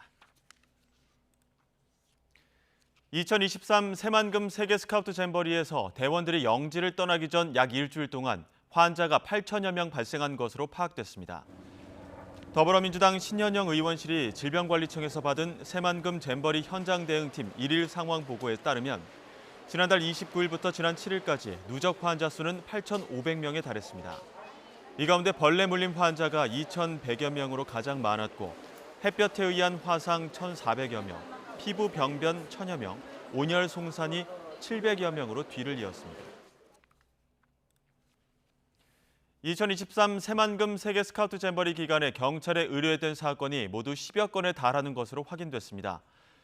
경찰청은 잼버리와 관련해 수사했거나 현재 수사 중인 사건은 모두 18건이라고 밝혔습니다. 이 가운데 절도나 폭행이 5건으로 가장 많았고 강제추행 4건, 건조물 침입 3건 등 순으로 나타났습니다. 서울 신림동 성폭행 살인 사건의 피의자 30대 최모 씨에 대해 강간살인 혐의를 적용한 경찰은 범행이 고의성을 입증하는 데 주력하고 있습니다. 피해자의 빈소와 범행 장소인 공원 주변에는 추모객들의 발길이 이어지고 있습니다. 취재기자 연결해 자세한 내용 알아보겠습니다. 우종훈 기자. 네, 사회부입니다. 피의자 최모 씨의 신상을 공개할지 여부가 이번 주 결정된다고요? 네, 경찰은 모레 서울 신림동 성폭행 살인 사건의 피의자인 30대 최모 씨에 대해 신상공개위원회를 엽니다. 비공개로 진행되는 신상공개위원회에서는 최 씨의 이름과 나이, 얼굴을 공개할지가 결정될 예정입니다. 피해자가 숨지면서 최 씨의 혐의를 강간 등 살인으로 변경한 경찰은 범행의 고의성을 입증하는 데 주력하고 있습니다.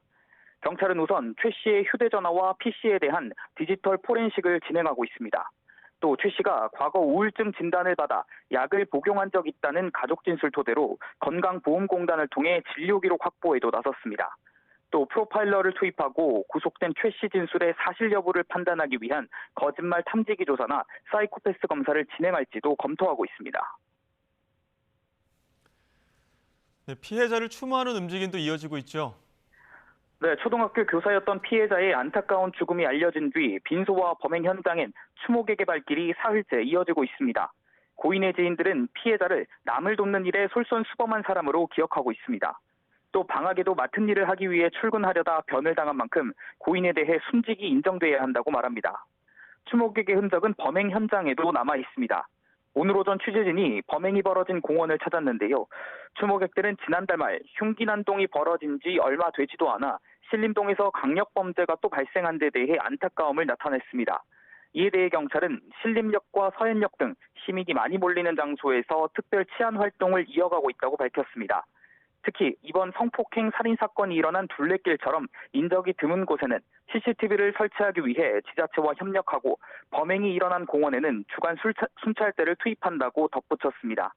이런 가운데 최인호 서울관악구 의원이 지난해 12월 여성 안심귀갓길 사업 예산을 전액 삭감했다며 홍보한 것을 두고 최 의원에게 사퇴를 촉구하는 목소리도 나오고 있습니다. 비판이 잇따르자 최 의원은 직접 자신의 유튜브 채널에서 사실관계도 파악되지 않은 폭언이 이어져 댓글창을 막는다며 자신에 대한 비판을 성별을 매개로 한 정치 선동으로 규정하고 이런 태도가 관악구의 치안을 훼손해왔다고 주장했습니다. 지금까지 사회부에서 전해드렸습니다. 신림동 공원 살인 사건과 관련해 교원단체가 애도의 뜻을 표하고 공무상 재해 인정을 촉구했습니다. 한국교원단체 총연합회는 오늘 애도 성명서를 내고 피해 교사가 교직원 연수차 출근하던 중 참변을 당한 만큼 공무상 재해로 인정해 선생님의 명예와 유가족의 한을 풀어야 한다고 강조했습니다.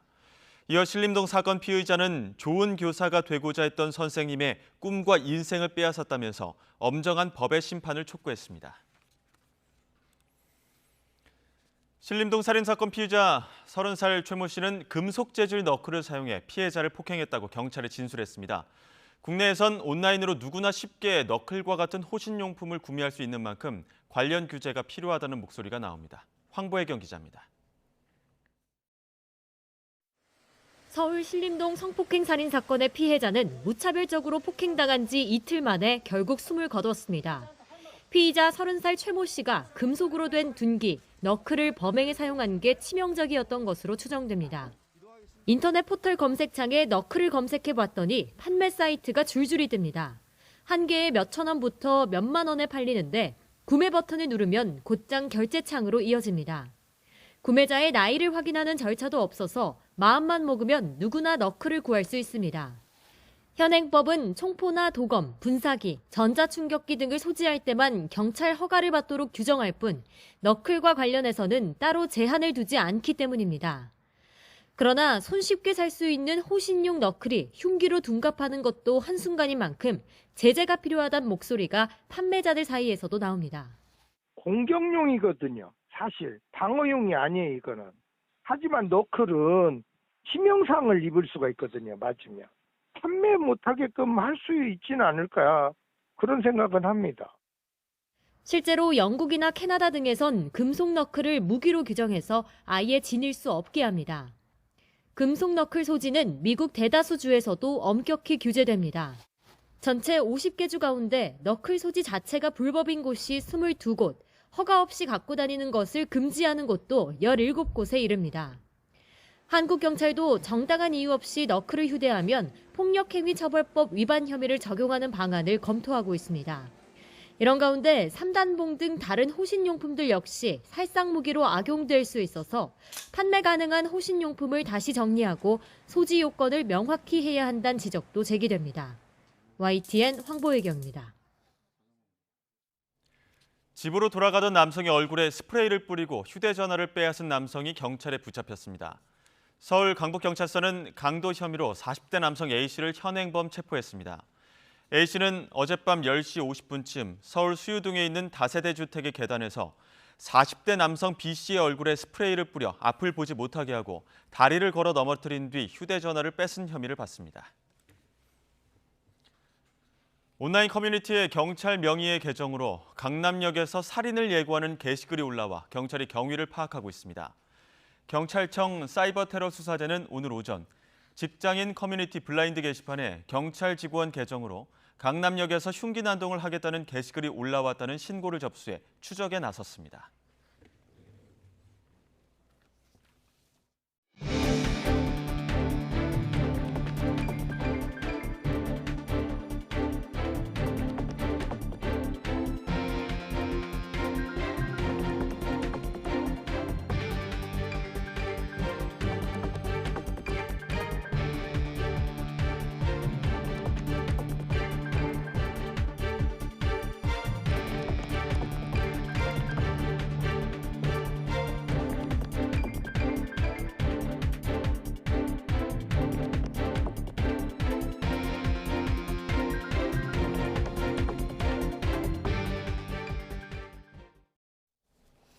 네, 불특정 시민들을 상대로 한 흉악범죄가 끊이지 않고 있습니다. 네, 누구나 언제든 피해자가 될 수 있다는 불안감이 사회 전반에 퍼지고 있는데요. 전문가와 함께 원인과 추가 대책들 분석해 보겠습니다.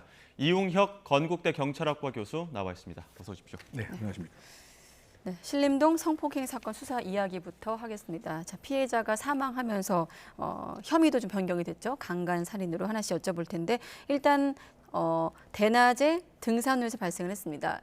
계획 범죄 가능성이 높은 상황인 건가요? 교수님은 어떻게 보십니까? 그렇습니다. 그 전반적인 그 모습을 보게 되면 네. 처음부터 일정한 성폭행을 해야 되겠다고 하는 그런 마음속의 지도, 충분한 계획성이 다분하다고 생각됩니다.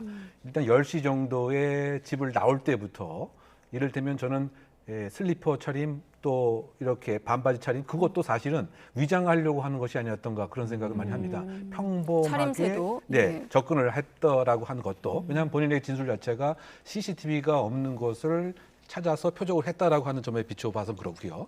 더군다나 이 장소에 11시경에 도착을 해서 걸어가는 모습을 보게 되면 무엇인가 계속 숨는 모습들이 보이죠. 즉 차량 뒤에 숨으면서 무엇인가를 물색하는 모습. 마치 그 맹수가 그 사냥꾼을 이렇게 탐지하려고 하는 그러한 모습이 아니었던가. 성폭행범의 몇 가지 그 유형이 있는데요. 네. 이른바 급습형에 해당되지 않는가 이런 생각이 듭니다. 즉 하나의 잠복도 하고 다만 본인이 좋아하는 피해자가 나타났을 때 갑자기 그 공격을 하는 그와 같은 모습으로 봐서는 상당히 계획성이 농후하고 이에 더할 수 있는 그 증거 자체가 4개월 전에 인터넷을 통해서 끔찍한 그 흉기를 사실상 구입을 했다라고 하는 이런 점들 그러면 정리해 보게 되면 본인이 그 얘기하는 뭐 우발적이었다 또는 그 성폭행에 성공한 것은 아니다 또는 그 우울증이 있었다 뭐 이런 것 등은 이 형량을 가장 적게 하려고 하는 이런 방어 아닌 그 방어라고 생각이 되고요. 요약하면 상당히 계획성이 농후한 범죄다 이렇게 생각이 듭니다. 피해자가 안타깝게 숨지면서 이제 죄명도 강간 상해에서 강간 살인으로 바뀌었는데 이제는 이제 살인 고의성을 입증하는 게 좀 문제가 되지 않겠습니까? 이 부분에서 지금 피의자는 살인의 목적은 없었다 이렇게 주장을 하고 있다 보니까 거짓말 탐지기도 이제 경찰에 사용할 검토하고 있다 이렇게 얘기하고 있거든요. 어떻게 좀 입증이 돼야 된다고 보십니까? 근데 가장 그 중요한 것이 과연 이제 그 살해의 의도가 있었느냐에 관한 여러 가지 그 증거를 확보를 해서 그 재판관의 심증 형성을 하는 것이 가장 중요하겠죠. 본인은 지금 얘기하는 것처럼 다 부인을 하고 있기 때문에 말이죠. 그래서 중요한 것 중에 하나가 부검 결과도 상당히 그 중요하다고 생각됩니다. 그래서 지금 조금 전에 나왔던 하나 그 보도 중에 한 기자로부터 제가 그 들은 그 이야기를 합니다만 그 공격 행위, 아까 너클을 사용한 공격 행위의 그 부분이 바로 머리 부분, 그 이마였다. 그렇다고 본다면 이것은 신체의 그 부위 중에서 머리라고 하는 것은 아주 치명적인 충격을 받게 되면 그 뇌라고 하는 생명권에 대한 박탈을 할 수 있는 것이기 때문에 부검을 통해서 여기에 치명적인 공격 행위가 있었고 이것이 결정적인 또 사망 원인이었다고 한다면 이른바 공격을 하면서 사망을 해도 좋다. 또는 사망을 하는 것까지 예견을 하는 뭐 이런 것에 대한 입증이 필요하겠죠. 그래서 그와 같은 부검 결과도 중요하고 또 그 보강 증거 내지는 뭐 정황 증거의 하나로서 뭐 증거 능력 논란 차치하더라도 실제로 살해에 대한 계획이 있었는지 또는 살해에 대한 관심이 있었는지에 대한 거짓말 탐지기 조사 그 결과도 중요한 방증의 한 자료가 됩니다.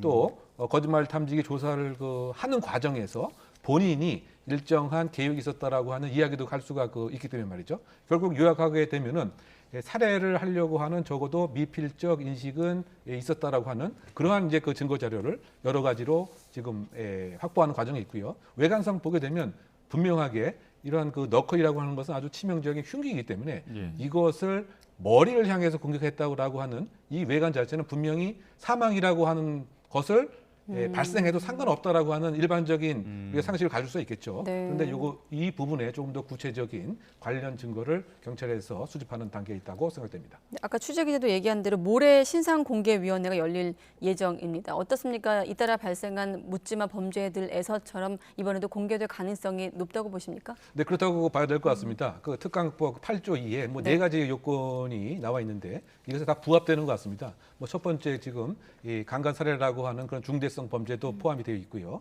더군다나 그 무죄 추정의 원칙에 반하지 않는 것과 관련돼서는 이미 그 구속이 되어 있기 때문에 그 요건도 그 부합이 되고 그 세 번째 공익 목적이죠. 도대체 어떤 사람인지 좀 알고 싶어하는 것이 기본적인 국민의 그 알 권리 중 하나인 것이고요.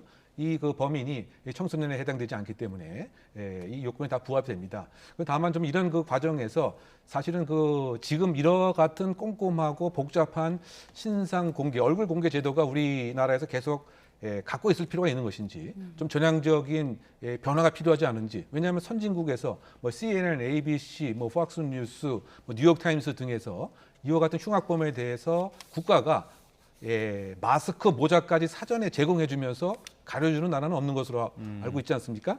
그래서 조금 더 흉악범에 대한 범죄 억지력이라고 하는 차원에서 제도의 전향적인 재검토가 좀 있을 필요가 있지 않나 개인적으로 생각합니다. 범죄 억지력. 그 제도적인 측면에서 이 너클에 대한 문제점도 많이 지적을 받고 있습니다. 지금 국내에서는 호신용품으로 많이 팔리다 보니까 너클 그 판매나 구매에 대한 어떤 제도적인 어떤 장치가 있어야 되지 않겠느냐 이런 목소리가 나오고 있거든요. 교수님께서는 어떻게 보십니까? 일단 그 호신용품이라는 건 어떻습니까? 너클이 호신용품인가요? 무기로 취급되는 나라들도 있던데. 그렇죠. 결국은 이제 불법 무기로 해외에서는 간주되는 것이 보편적입니다. 네. 뭐 독일도 그렇고요. 뭐 영국, 뭐 미국도 그 마찬가지죠. 그도 그럴 것이 그 손가락에 이렇게 끼우는데 그것이 다 아주 뾰족뾰족한 금속으로 되어 있는 그 흉기인 것입니다. 그래서 그 해외 같은 경우, 뭐 미국 같은 경우는 거의 대부분 주가 이것을 그 불법 무기로 간주하고 있고요.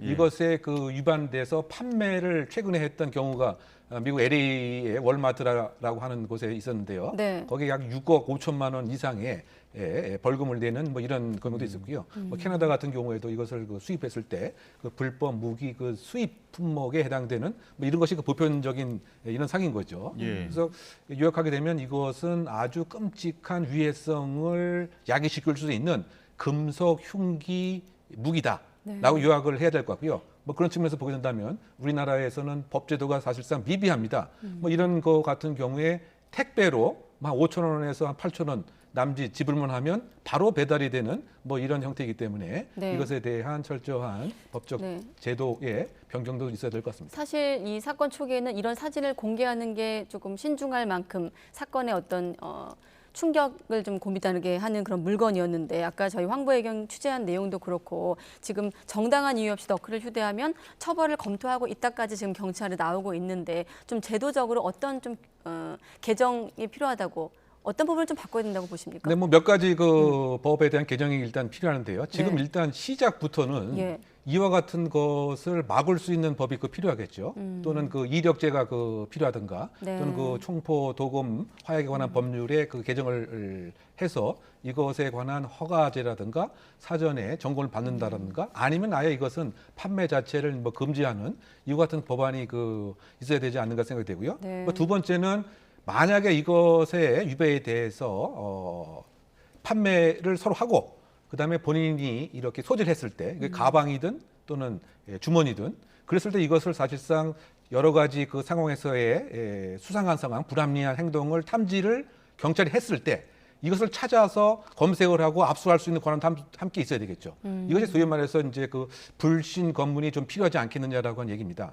그런데 현재 우리의 법에 의하면 상대방이 그 불신 검문 대상자가 동의하지 않으면 이와 같은 일을 또 할 수가 없는 네. 이와 같은 한계도 있습니다. 그래서 요약을 하게 되면 경찰의 불신 검문 그 조항에 대한 사회적 수용 뭐 이것도 함께 좀 있어야 될 부분으로 생각됩니다. 예, 자꾸 이런 일이 반복되는 것 같은 또 그제는 서울 지하철 2호선 합정역에서 흉기난동 사건이 있었습니다. 경찰 조사에서 횡설수설하기도 하고 내가 뭘 잘못했느냐 인정하느냐 이런 것들도 되게 발끈하는 모습들이 있었거든요. 어떻게 보셨습니까? 그러니까 이제 이 부분도 지금 네. 일정한 그 사회에 대한 지금 치안에 대한 임계점을 넘어서는 그런 모습으로 나쁜 방향에서 진화 발전하는 것은 아닌가 이런 생각도 해보는 거죠. 예. 지금 왜냐하면 쇼핑몰 또 지금 그 도로, 지하철도 지하철, 그렇고요. 예. 또 공원 예. 뭐 이런 등의 그야말로 그 한 달 사이에 무려 20여 명의 그 사상자가 났습니다. 뭐 어떤 측면에서 본다면 이건 사실상의 안보에 대한 침해하고도 유사한 상황이 아니냐.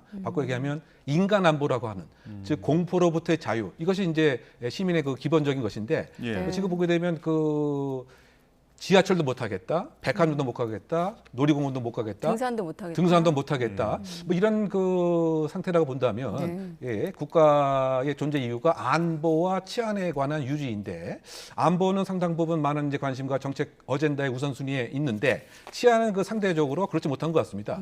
과거의 치안 패러다임을 그대로 생각하고 과거의 범죄 정책, 치안 정책 재탕하는 뭐 이런 식이 좀 문제가 되지 않는가 그 생각이 되고요. 지금 뭐 지하철 그 같은 경우에도 이 사람의 그 동기 자체가 과연 무엇인지, 과연 정신병력에 관한 주장이 좀 맞는 것인지, 어쨌든 행위의 결과는 전혀 면식이 없는 2명을 그 대상으로 해서 역시 그 맥가이버 뭐 칼이라고 불렸던 뭐 그런 쇠붙이인데 이것도 상당히 이제 위험성을 야기시킬 수 있는 흉기인 거죠. 네. 그래서 뭐 이것에 대한 공격 행위가 이제 어저께 그 있었기 때문에 상당히 그 치안에 대한 불안 또 제가 말씀드린 것처럼 안보와 치안을 수렴하는 식으로 새롭게 이 패러다임에 대한 변화와 여기에 맞는 정책 그리고 여기에 맞는 국가 차원의 공표 그것이 있어야 시민의 이와 같은 그 불안감을 조금이나마 덜어내지 않을까 예상해 봅니다. 네, 공포로부터의 자유 이런 개념이 있군요. 사실 공교롭게도 경찰이 지난 4일부터죠. 특별 치안 활동을 무기한으로 선포해 놓은 상황에서 이런 사건들이 잇따르면서 그야말로 치안이 어디 갔냐, 안전이 무너진 거 아니냐 이런 목소리가 나오고 있는 상황입니다. 시내 장갑차도 동원되고 인력도 늘렸습니다만 지금 계속 반복되고 있거든요. 뭐가 가장 문제인 건가요?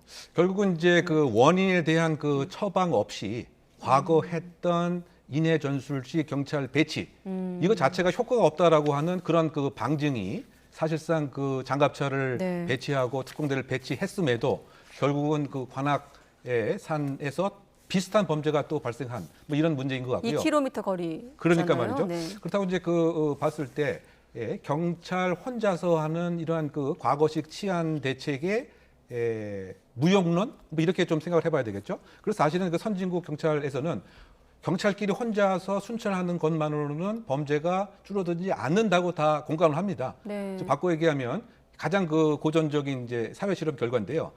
한 도시를 3등분을 했습니다. 그래서 A 지역에서는 순찰을 2배로 늘리고 B 지역에서는 순찰을 반으로 줄였습니다. 그리고 C 지역에서는 똑같은 상태로 1년을 관찰을 한 거죠. 네. 과연 범죄율에 차이가 있을까? 시민들이 느끼는 체감에 있어서 차이가 있을까? 라고 1년을 검증을 해봤더니 A 지역, B 지역, C 지역에 이와 같은 차이가 없었습니다.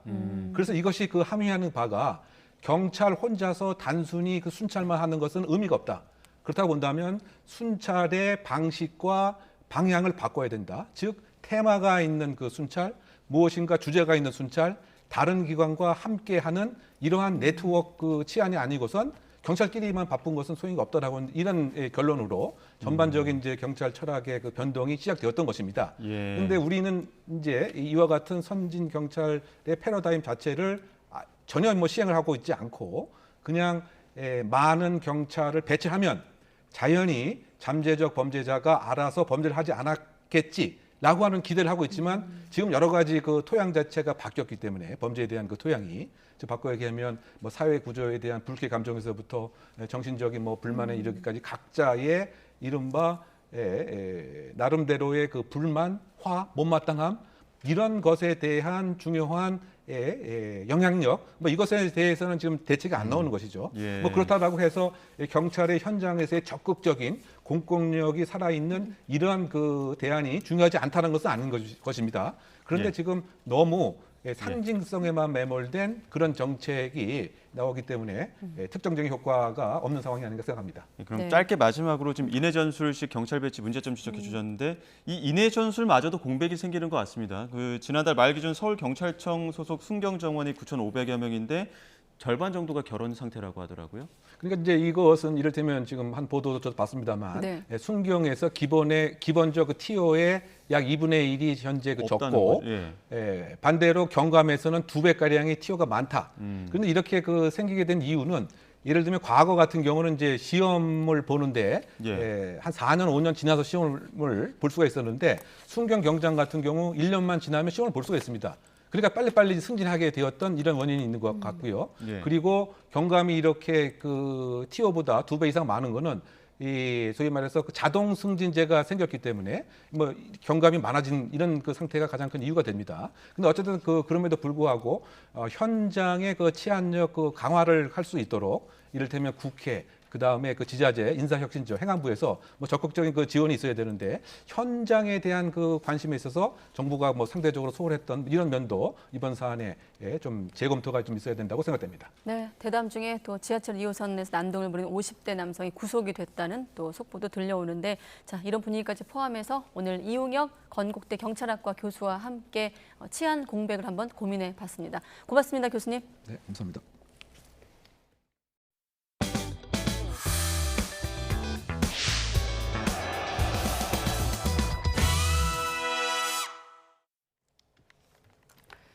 네, 그리고 지난주 대전에서 있었던 은행강도 사건 범인의 범행 직전 모습이 담긴 CCTV 화면을 YTN이 입수했습니다. 오토바이를 타고 돌아다니던 강도가 바닥에 가방을 내려놓고 뭔가를 꺼내는데 소화기가 떨어지는 모습이 보이죠? 자, 다시 소화기를 주워들고 지금은 떨어진 상황이고 주워들고 화면 밖으로 사라지는 남성. 목적지는 바로 옆에 있는 신협이었습니다. 지난 18일 정오쯤에 대전 관저동에 있는 한 신협 지점으로 헬멧은 강도가 소화기를 뿌리며 침입을 했고 흉기로 직원들을 위협을 하고 3,900여만 원을 빼앗아 도망갔습니다. 경찰은 그제 범인이 사용한 오토바이를 확보하는 등 추적을 계속하고 있지만 아직까지 검거 소식은 들려오지 않고 있는 상황에서 저희가 CCTV 화면을 입수해서 보여드렸습니다. 해외 여행객으로 가장을 해 태국에서 마약을 몰래 들여오고 투약한 일당 21명이 경찰에 적발됐습니다. 밀반입 조직은 지난 1월부터 3개월 동안 태국에서 6차례에 걸쳐 필로폰 600g을 숨겨 김해 공항으로 입국한 뒤 국내에 유통시킨 혐의를 받고 있습니다. 탈북 청소년들을 강제추행한 혐의를 받는 유명 목사가 구속 갈림길에 섰습니다. 피의자 A 목사는 지난 2018년부터 자신이 교장으로 있던 탈북 청소년 대상 기숙형 대안학교에서 학생들을 성추행한 혐의를 받습니다. A 목사는 1999년부터 1,000명이 넘는 북한 주민의 탈북을 도와 아시아의 쉰들러로 외신에 소개되기도 했던 인물입니다. 태국의 유흥주점을 돌며 현지 여성들과 선정적인 방송을 한 한국인 20대 유튜버가 경찰에 붙잡혔습니다. 현지 언론까지 보도가 되면서 나라망신이란 비판을 받기도 했는데 경찰은 해당 유튜버를 음란물 유포 혐의로 구속을 하고 수익금 1,000여만 원도 몰수하기로 했습니다. 안동준 기자가 보도합니다. 구독자 1,300여 명을 보유한 동남아 여행 유튜브 채널. 유튜버 20대 A씨가 여성 2명과 나란히 앉아 생방송을 진행합니다. 촬영 장소는 태국에 있는 유흥주점으로 화면 아래에는 시청자들에게 받은 후원금이 금액 순서대로 나타납니다. A씨는 이렇게 지난 3월 중순부터 한 달 동안 태국 현지 여성들과 함께 선정적인 방송을 이어가며 1,000만 원이 넘는 수익을 올렸습니다. 유사 성행위를 연상시키는 장면까지 포함됐지만 나이 제한은 따로 없어 미성년자도 볼 수 있었습니다. 앞서 A씨는 태국 길거리에서 현지 여성들을 대상으로 성희롱성 영상을 찍고 유튜브 채널에 올려 태국 언론에 보도되기도 했습니다. 그러자 주 태국 한국대사관은 홈페이지에 공지를 올려 현지인 비하나 무단 촬영을 멈춰달라며 경고했습니다. 또 일부 유튜버들의 부적절한 행동으로 국격이 훼손되고 혐한 감정이 조성된다는 비판이 거세지며 경찰도 수사에 나선 겁니다. 음란한 영상 등을 배포하거나 판매하는 경우 처벌받을 수 있는데 경찰은 A씨 영상에 직접적인 신체 노출이나 성행위 묘사는 없지만 충분히 음란성이 있다고 판단했습니다. 이 사람이 묘사하는 것은 성행위나 유사 성행위를 표현하는 데 충분하다. 그리고 이 피해 여성으로서도 모멸감을 느낄만하다. 경찰은 지난 8일 인천공항에 입국한 A씨를 음란물 유포 혐의로 구속하고 수익금 1,000여만 원도 기소 전 추징 보전 신청했습니다. YTN 안동준입니다. 국민연금 개혁안을 논의하고 있는 전문가위원회가 보험료를 더 내되 받는 금액은 변동이 없는 쪽으로 가닥을 잡았습니다. 이른바 보장성보다는 재정 안정에 초점을 맞춘 건데요. 이에 대한 반론도 만만치 않아서 개혁안을 둘러싸고 난항이 예상됩니다. 김혜은 기자가 보도합니다. 국민연금 개혁을 논의하는 정부 산하 재정계산 전문위원회가 20번이 넘는 회의 끝에 더 많이 내고 더 늦게 받되 받는 금액은 늘리지 않는 쪽으로 가닥을 잡았습니다. 우선 보험료율, 그러니까 내야 하는 돈은 현행 9%에서 12%나 15%, 많게는 18%로 올리는 세 가지 안을 제시하기로 했습니다. 이렇게 되면 당장 재정을 확보하게 돼 기금이 바닥나는 시점을 늦출 수 있습니다. 예를 들어 앞으로 5년에 걸쳐 보험료를 12%까지 단계적으로 올릴 경우 연금 재정 수지가 적자로 돌아서는 시점을 2041년에서 6년 늦출 수 있습니다. 기금이 소진되는 시점도 2055년에서 2063년으로 늦춰 시간을 8년 벌게 됩니다. 위원회는 또 연금을 받기 시작하는 나이도 현재 65세에서 단계적으로 늦추는 방안을 검토하고 있습니다.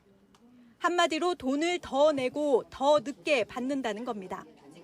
하지만 소득 대체율, 그러니까 추후 받게 되는 돈은 현재의 40%에서 건드리지 않기로 했습니다. 보험료율을 13%로 올리고 소득 대체율도 50%로 높이자는 소수 의견도 있었지만 내부 논란만 커지며 회의가 파행을 겪기도 했습니다. 시민사회단체는 소득 대체율 보장 없이는 연금 개혁에 의미가 없다고 목소리를 높이고 있습니다. 이제 지금 현재도 소득 대체율이 깎이고 있어요. 이렇게 하면은 우리 노후빈곤 문제가 해결이 안 됩니다. 그리고 소득 대체율도 좀 높이면서 실제로 좀 이 연금 재정의 기반을 갖다 확충하는 이런 방안들을 갖다 같이 좀 폭넓게 고민해야 되는데.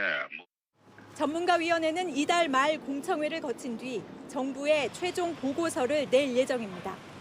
보건복지부는 보고서를 참고해서 오는 10월 말까지 국민연금 종합운영계획안을 만들어 국회로 넘길 예정입니다. YTN 김혜은입니다. 중국의 경기 둔화 우려 속에 중국 중앙은행인 인민은행이 사실상 기준금리인 대출 우대금리 LPR을 2개월 만에 인하했습니다. 중국 인민은행은 오늘 홈페이지를 통해 1년 만기 LPR을 연 3.45%로 0.1%포인트 인하한다고 발표했습니다. 다만 5년 만기 LPR은 연 4.2%로 기존 금리를 유지했습니다. 중국 인민은행의 기준금리 인하 조치는 중국 경제의 하강이 예상보다 심각한 상황에서 유동성 확대를 통해 경기를 부양하겠다는 의도로 보입니다. 네, 원달러 환율이 9개월 만에 최고치로 마감했습니다. 오늘 서울 외환시장에서 환율은 전 거래일보다 4.3원 오른 1,342.6원의 장을 마감했습니다. 종가 기준으로 1,351.8원을 기록한 지난해 11월 23일 이후 가장 높았습니다. 위안화 약세 연동을 해 장 마감 직전엔 연고점인 1,343원에 근접한 1,342.8원까지 오르기도 했습니다. 엔화 약세가 우리 수출에 끼치는 부정적인 영향은 크지 않을 것이란 주장이 나왔습니다. 한국무역협회 국제무역통상연구원은 보고서에서 1달러를 사는 데 필요한 엔화를 의미하는 엔달러 환율이 10% 오를 때 우리 수출 금액은 0.1% 감소하는 것으로 나타났다고 밝혔습니다. 다만 역대 최대 수준의 엔저 현상 속에 원화와 엔화의 환율 움직임이 유사한 양상을 보이고 수출 규조의 유사성을 의미하는 수출 경합도 약화로 수출 타격이 크지 않을 거라고 내다봤습니다. 에너지를 아껴 쓰고 기후변화에 대응하기 위해서는 전력의 효율을 높이는 작업이 필수입니다. 건물에서 자체적으로 전력을 생산하거나 새는 전력을 막는 등 에너지 효율을 높이기 위한 업계 노력이 치열합니다. 양희력 기자입니다. 서울 청계천에 자리 잡은 지하 4층, 지상 29층짜리 빌딩입니다. 남쪽을 바라보는 건물 뒷면에 태양광 패널이 줄지어 있습니다. 4인 가구가 한 달 쓰는 전력량에 맞먹는 300kWh가 여기서 날마다 만들어집니다. 관제실에서 실시간으로 에너지 사용량을 확인하고 심야에 값싼 전기로 얼음을 얼렸다가 무더운 낮에 냉방으로 활용하는 장치도 가동합니다. 리모델링 이후 이 건물은 에너지를 10% 정도 아끼고 있습니다. 1987년 지어져 사람 나이로 치면 40 중년을 바라보는 건물이 에너지 효율이 개선된 빌딩으로 거듭난 겁니다. 에너지도 적게 쓰면서도 또 기후변화에 대응할 수 있는 또 에너지 위기에도 우리가 더 안정적으로 대응할 수 있는 그런 역량이라고 생각합니다. 그런 면에서 보면 에너지 효율이 무엇보다 중요하다고 생각합니다. 탁 트여 있던 냉장고에 문을 다는 사업을 추진 중인 대형마트입니다. 전력 사용량을 평균 52% 줄였고 특히 여름철에는 63%까지 절감했습니다. 전국에 있는 개방형 냉장고에 문을 달면 61만여 가구가 1년에 사용하는 전력을 아낄 수 있다는 계산이 나옵니다. 한전의 적자 구조가 계속되는 등 전기요금 추가 인상 가능성에 기업들은 비용 절감을 위해 에너지 효율화를 고민해야 하는 상황. 정부 역시 여름철 전력 수요 절정은 지났지만 아직 더위가 가시지 않은 만큼 집중관리 기간인 다음 달 15일까지 안정적인 전력 수급에 방점을 둘 계획입니다. YTN 양일혁입니다. 네, 수도권 주민들의 서울 출근길을 돕는 서울 동행버스가 첫 운행을 시작했습니다. 출근길 혼잡도가 워낙 높은 경기 김포와 화성 동탄에서 출발하는 노선입니다. 차유정 기자가 보도합니다. 서울 동행버스라고 쓰여진 파란 버스에 시민들이 올라섭니다. 수도권 주민들의 서울 출근을 돕기 위한 전용 버스가 첫 운행을 시작했습니다. 두 가지 노선인데 먼저 서울 02번은 김포 풍무동에서 서울 지하철 김포공항역까지 운행합니다. 여전히 출퇴근 인파가 많은 김포 골드라인 혼잡도를 낮추기 위해서입니다. 운행 시간은 새벽 6시 반부터 아침 8시 10분까지 10분 간격으로 12차례. 골드라인이랑 9호선 강남까지 출퇴근하는 게 너무 힘들어서 이거 타니까 훨씬 편해질 것 같아요. 서울 01번은 화성 동탄 이신도시에서 출발해 강남역으로 갑니다. 이용객들은 배차 간격이 짧고 쾌적하다고 만족감을 드러냈습니다. 오늘은 첫날이라서 그런지 사람이 없어서 좀 편했고요. 그리고 집 앞에서 바로 탈 수 있어서 좋았던 것 같습니다. 그러나 여전히 혼잡 해소에 부족하다며 버스 확대와 지하철 확충을 요구하는 의견도 있었습니다. 시는 2개 노선 운행 실적을 토대로 향후 신규 노선을 발굴할 방침입니다. YTN 차유정입니다.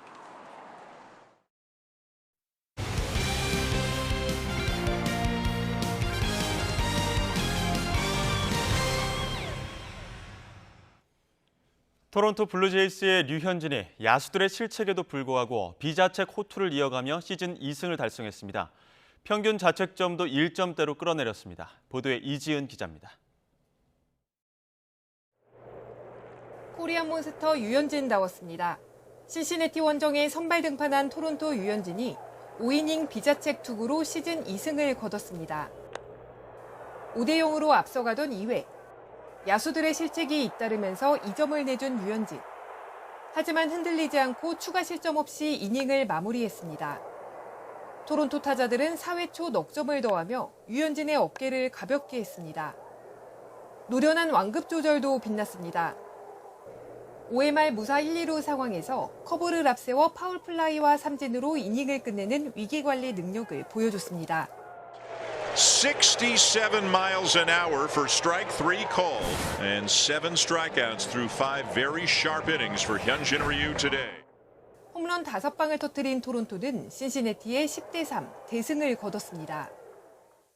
클리블랜드전부터 14이닝 연속 비자책 투구를 이어가고 있는 유현진은 평균 자책점을 1.89로 끌어내렸습니다. 던진 공은 83개로 직구와 체인지업, 커브 등이 골고루 포함됐고 최고 구속 144km, 평균 구속 141km를 기록했습니다. 유현진의 역도에 토론토 구단은 SNS를 통해 한글로 찬사를 보냈습니다. YTN 이지은입니다. 현재 미국 로스앤젤레스의 자택에 머무는 축구대표팀 클린스만 감독이 최근 화상 인터뷰를 진행했습니다. 논란이 일고 있는 이강인 선수의 아시안게임 대표팀 합류 시기에 대해 처음으로 명확한 답변을 내놨습니다. 허재원 기자입니다. 이달 초 출국한 축구대표팀 클린스만 감독은 미국 로스앤젤레스의 자택에서 밝은 표정으로 인사를 건넸습니다. So I'm at home in Los Angeles at the moment, and the background you see is a background that I use often for conference calls with ESPN, for example, or tomorrow, for example, I have a conference call with a global media for the Bundesliga. 가장 큰 관심을 끈 부분은 A매치와 아시안게임이 이어지는 다음 달 두 대표팀에서 모두 주축 역할을 맡는 이강인의 행보였습니다. 성인 대표팀은 다음 달 2일부터 13일까지 유럽 원정길에 오르는데 19일 조별 예선 첫 경기를 앞둔 아시안게임 대표팀의 소집 훈련 기간과 겹칩니다. 이강인을 미리 소집해 다른 선수들과 손발을 맞추겠다는 게 황선홍 감독의 구상인데 선수 소집에 우선권을 갖는 클린스만 감독의 생각은 확고합니다. Is actually good because they're getting a match fitness, go with the match fitness straight into the Asian Games. It's very helpful. So no, I see it as a plus. I don't see that negatively. 이강인이 A매치 두 경기를 모두 소화하면 아시안게임 조별 예선 첫 경기 직전에야 대표팀에 합류할 수 있습니다. 더 큰 문제는 길어질 수밖에 없는 차출 기간에 대해 이강인의 소속팀 파리 생제르맹과 아직 조율조차 이루어지지 않은 상황이라는 겁니다. Oh no, I didn't hear anything there from PSG lately. No, but I will always, the closer we get to our camp, I will touch base with Luis Enrique, but not yet.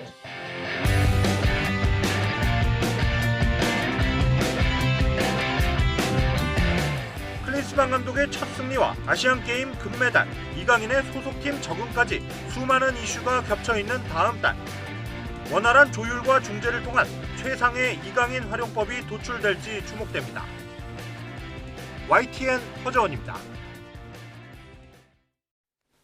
프로농구 안양 인삼공사가 타이완에서 열린 윌리엄 존스컵 국제농구대회를 최종 3위로 마무리했습니다. 인삼공사는 존스컵 마지막 날 경기에서 타이완 국가대표팀에 64대 92로 져 이번 대회를 6승 2패로 마쳤습니다. 지난 시즌 프로농구 우승팀 자격으로 이번 대회에 참가한 인삼공사는 9일 동안 8경기를 치르는 강행군 속에 새 시즌을 위한 전력을 다졌습니다. 김상식 감독의 소감 직접 들어보시죠. 작년 시즌 때 못 뛰었던 선수들을 많이 좀 기용을 해봤고요. 그 선수들의 또 장점, 단점을 알 수 있었고, 근데 기존에 이제 새로운 선수들하고 좀 맞춰볼 수 있는 기회도 있었고, 하여튼 여러모로 존스컵이 이번에 저희한테 좋은 기회고 좋은 공부가 된 것 같고요. 뚜르드 DMG 2023 국제자전거 대회가 다음 달 1일 경기도 강화에서 강원도 양구까지 닷새 동안 비무장지대 접경지역 532km 대장정에 돌입합니다. 정전 70년 경계를 넘어 미래로를 모토로 국내외 3,500명의 선수와 일반인이 레이스를 펼칩니다. 행정안전부, 인천시, 경기도, 강원도가 공동 주최하고 대한자전거연맹이 주관하는 이 대회는 지난 2016년 시작해 올해로 6번째입니다. 오늘도 무더위가 기승을 부렸습니다. 기온이 크게 오르며 대기가 불안정해진 곳곳으로 밤까지 요란한 소나기가 쏟아질 수 있겠습니다. 내일부터는 2차 장마가 시작되면서 심한 더위는 주춤하겠지만 중부와 호남 지역에 강하고 많은 비가 예상돼 대비가 필요합니다. 비는 내일 새벽 북서쪽부터 시작되겠고 오전에는 중서부와 호남까지, 모레부터는 전국으로 확대하겠습니다. 예상되는 비의 양은 경기 북부와 제주 산간 많은 곳에 150mm 이상, 그 밖에 수도권 과 강원 북부 내륙, 서해안에도 120mm 이상의 많은 비가 내리겠고요. 수도권과 제주 산간에는 시간당 최대 60mm의 호우가 집중되는 곳이 있겠습니다. 산사태나 침수 피해가 우려되는 만큼 대비 철저하게 해주시기 바랍니다. 내일 아침에도 곳곳으로 열대야가 나타납니다. 서울 아침 기온 25도, 광주와 부산 26도로 출발하겠고요. 낮 기온은 서울 29도로 수도권 지역은 오늘보다 2에서 4도가량 낮겠지만 그 밖의 지역은 광주 34도, 대구는 33도까지 오르면서 여전히 덥겠습니다. 기온이 크게 오르는 영남 지역은 오후 한때 소나기가 내릴 가능성도 있습니다. 네, 이번 비는 목요일까지 이어지겠고 중부지방만 금요일 오전에 비가 잦아들 전망입니다. 날씨였습니다. 가장 빠른 종합뉴스 뉴스큐 마치겠습니다. 이어서 이브닝 뉴스가 방송됩니다. 시청해주신 여러분 고맙습니다.